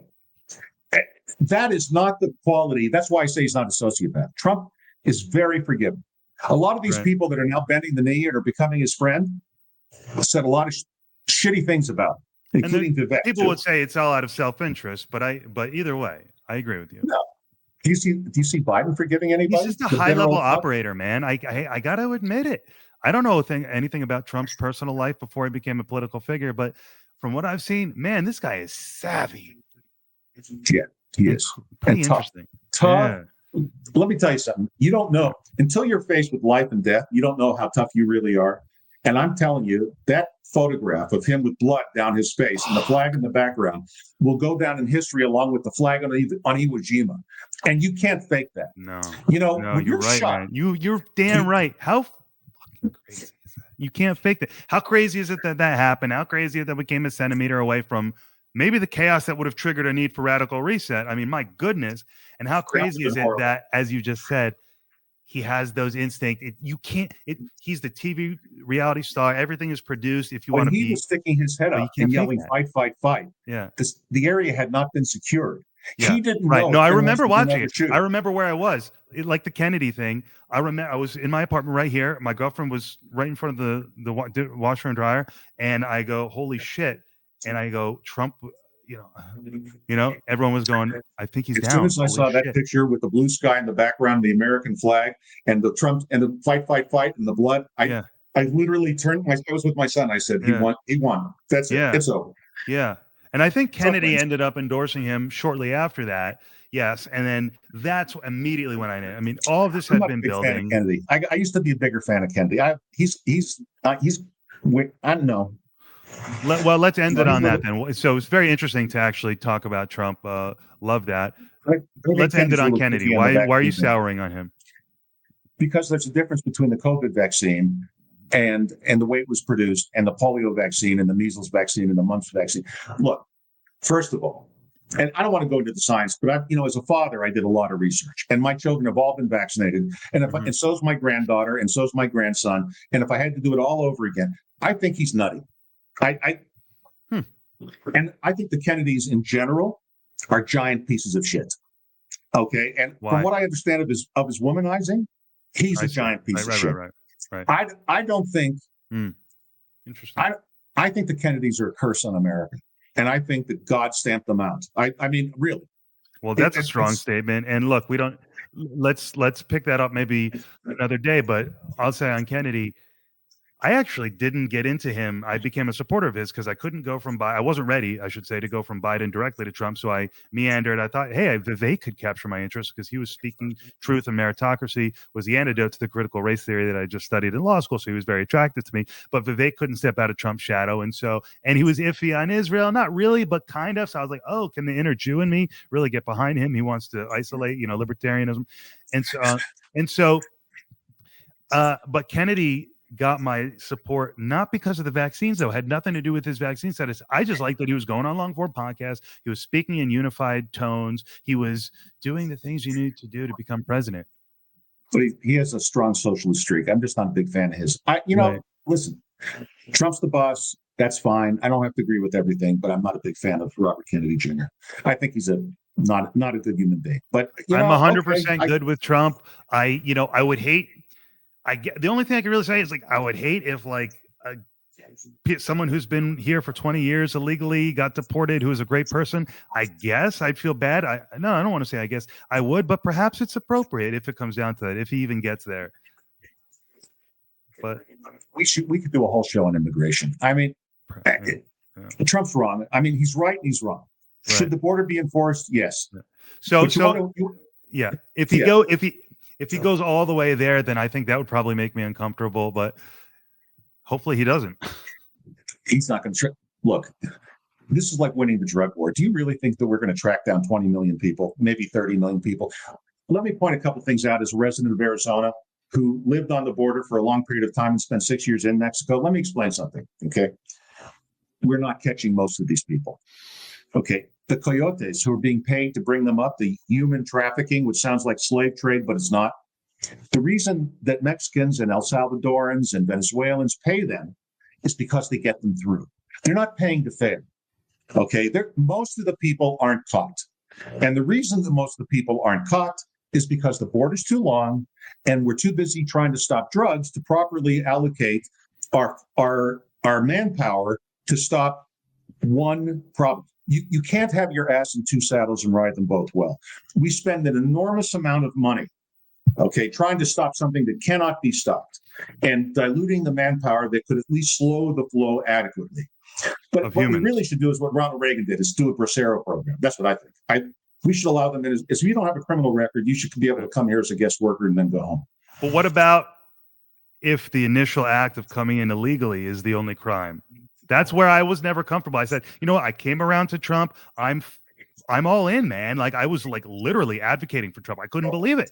But I always still said, hey, but I don't think that someone who comes in illegally and is an upstanding person for 20 years should necessarily be deported. But every time I say that, compelling arguments are made. What say you? And then we'll land it. Okay. This is going to make everybody who's watching hate me. We're going to have to declare an amnesty. Let's cut the crap and grow them. Okay. What we need to do is bring these people out of the dark. And the only way to do that, really, is an amnesty. But here's what I would propose. Pick a date. Okay. Everybody who came in before that date is subject to the amnesty. After the date, you're going to prison. Okay. This is only for people that are already here. We don't want to create an incentive for people to run north to get the amnesty. This is only for people that are already here. Come in out of the cold and we'll give you an orange card instead of a green card. Now, what an orange card and it could be blue. I'm just picking a color. What an orange card lets you do is live in the United States, work in the United States, go home, back to your home country, come back to the United States, do everything that you could normally do, except you can never be a citizen. You broke the law to come in. The price for that is you will never have citizenship. You can never vote, period. Okay? Now, if those people want to be a citizen, you should be able to leave the country and come back in the right way. And then, of course, you can get a green card. But let me tell you, I know a lot of illegals personally. And I'm telling you, they don't want to be citizens. Oh, they don't want to be citizens. No. And the only reason that we have so many staying here is because they're afraid to go home because they don't think they can come back. Most of them would come up here, work, let's say, in the produce industry or whatever it might be, make a lot of money, go down home, live with their families. Mexicans don't want to be Americans. I really do. I think it's brilliant. You allow these people to live their lives, accomplish what they were trying to accomplish. You avoid the political consequences that the right is so concerned about, rightfully so. It seems like a great win. The argument against it is they broke the law. Okay, look, everyone breaks the law. Like you've never jaywalked. I mean, we're talking. You've never sped on the highway. You've never taken a shortcut you shouldn't take. You know what I mean? Sure. Come on. No. Right. Come on. I mean, let's dismount the high horse. These people came here for a reason. By the way, you also have to have no criminal record. Okay, if you have a criminal record, you don't get the orange card. But if you've been living here like a good person and, raising your family and going to work, we want you. We need you. Those are taxpayers. And you know what else they are? They're married, almost always married. These are deeply religious Roman Catholics. Right. We need more deeply religious Roman Catholics. Right. Let me just say. The right might even end up regretting not being able to get them the right to vote the way things are going. Again, I actually know these people. This isn't like, hearsay for me. And people have prejudices that aren't accurate. That's all. But, I understand how incendiary it is to say declare an amnesty, but grow up. Come on. What are we, Nazis? There were 6,000 Jews still in Berlin at the end of World War II, okay, that the Nazis couldn't find. Now, if the Nazis couldn't find 6,000 Jews in Berlin, do you really think that we, a republic, are going to track down 20 million people? Really? Really? Right. Come on, grow up. Right. We need them. We need them. If you want Social Security and Medicare to survive, we really need them. Bring them out into the sunshine. Let them pay some FICA taxes. Let them buy property. There's no downside to this. And what I was going to say before is capitalism is not a pie. Let this be the closing thought. Because Elon Musk is worth, hundreds of billions doesn't mean that Joe Smith got fucked. Okay. Every dollar that Elon Musk got, he got voluntarily in a transaction because people thought they were getting value from what he was doing. Whether they were buying a Tesla or a battery or sending payloads into space on SpaceX. Regardless of what it is, those are all voluntary. And the wealth that he has was created out of literally thin air. The stock in Tesla, for example, no one had the beautiful part of investing in America, particularly in the equity markets, is that it's not a casino. There doesn't have to be a loser when there's a winner. This isn't a casino. And stop looking at it like it is. Everybody can win. And most people, for example, you know why most poor people are poor? They make fucked up decisions. Yeah. Yep. Now, by protecting them from their fucked up decisions and the consequences, all we do is make poverty permanent when it used to be temporary. Like, when you see the story on TV where the mother comes on and her boy needs a treatment and he can't get I'll it. I'll even go a step further. I understand this from personal experience. And so all of this together, my dad and his brothers, again, these aren't artists. These aren't business people. They don't understand this world. And so realizing, hey, I think the guy who says the economy is not a fixed pie, you don't need to fight over it. It's an oven that makes pies. That guy sounds more right. So because it is right. That's what capitalism is. That's what people don't get. They've been sold bullshit by a bullshit oligarchy. Yeah. By the way, what the closest system that we are right now is fascism. I don't know. Fascism is socialism light. It's like where the state allows private industry to appear like it's private, but it follows it has to do what the state says.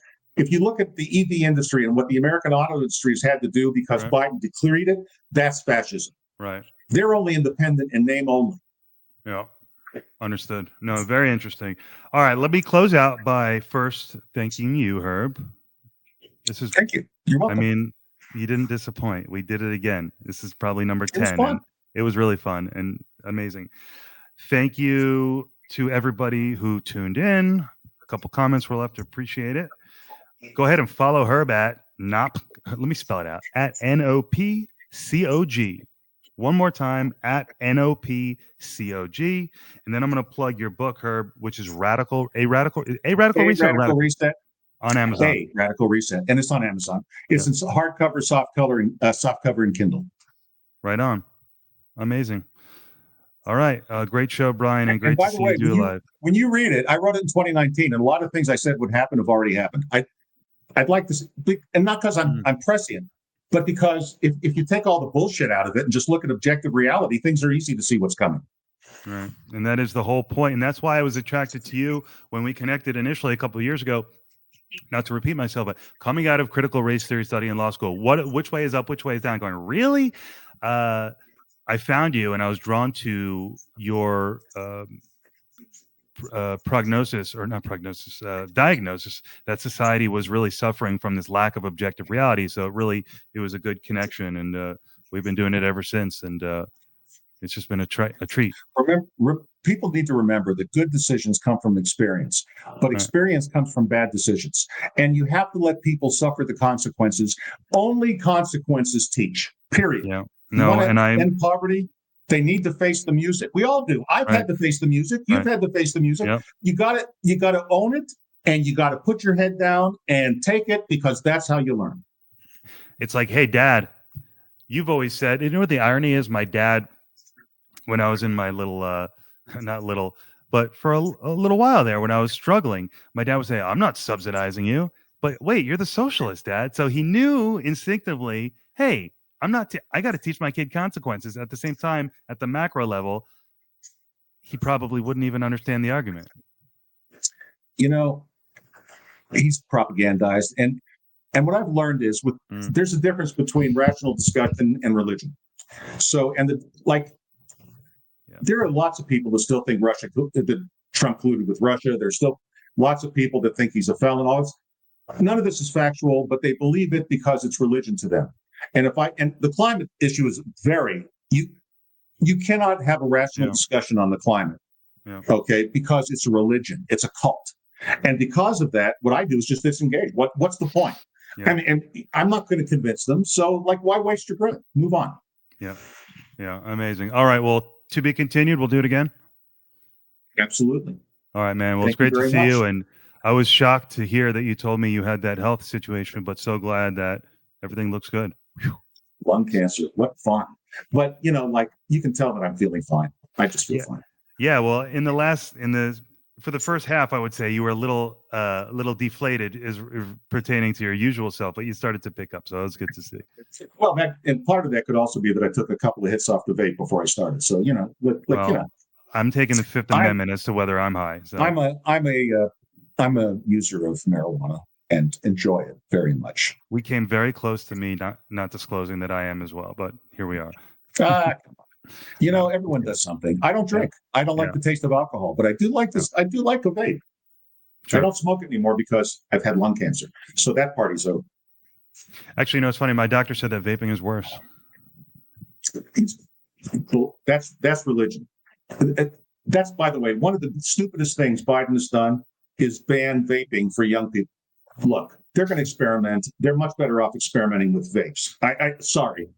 Get over it. Stop trying to live everybody's life.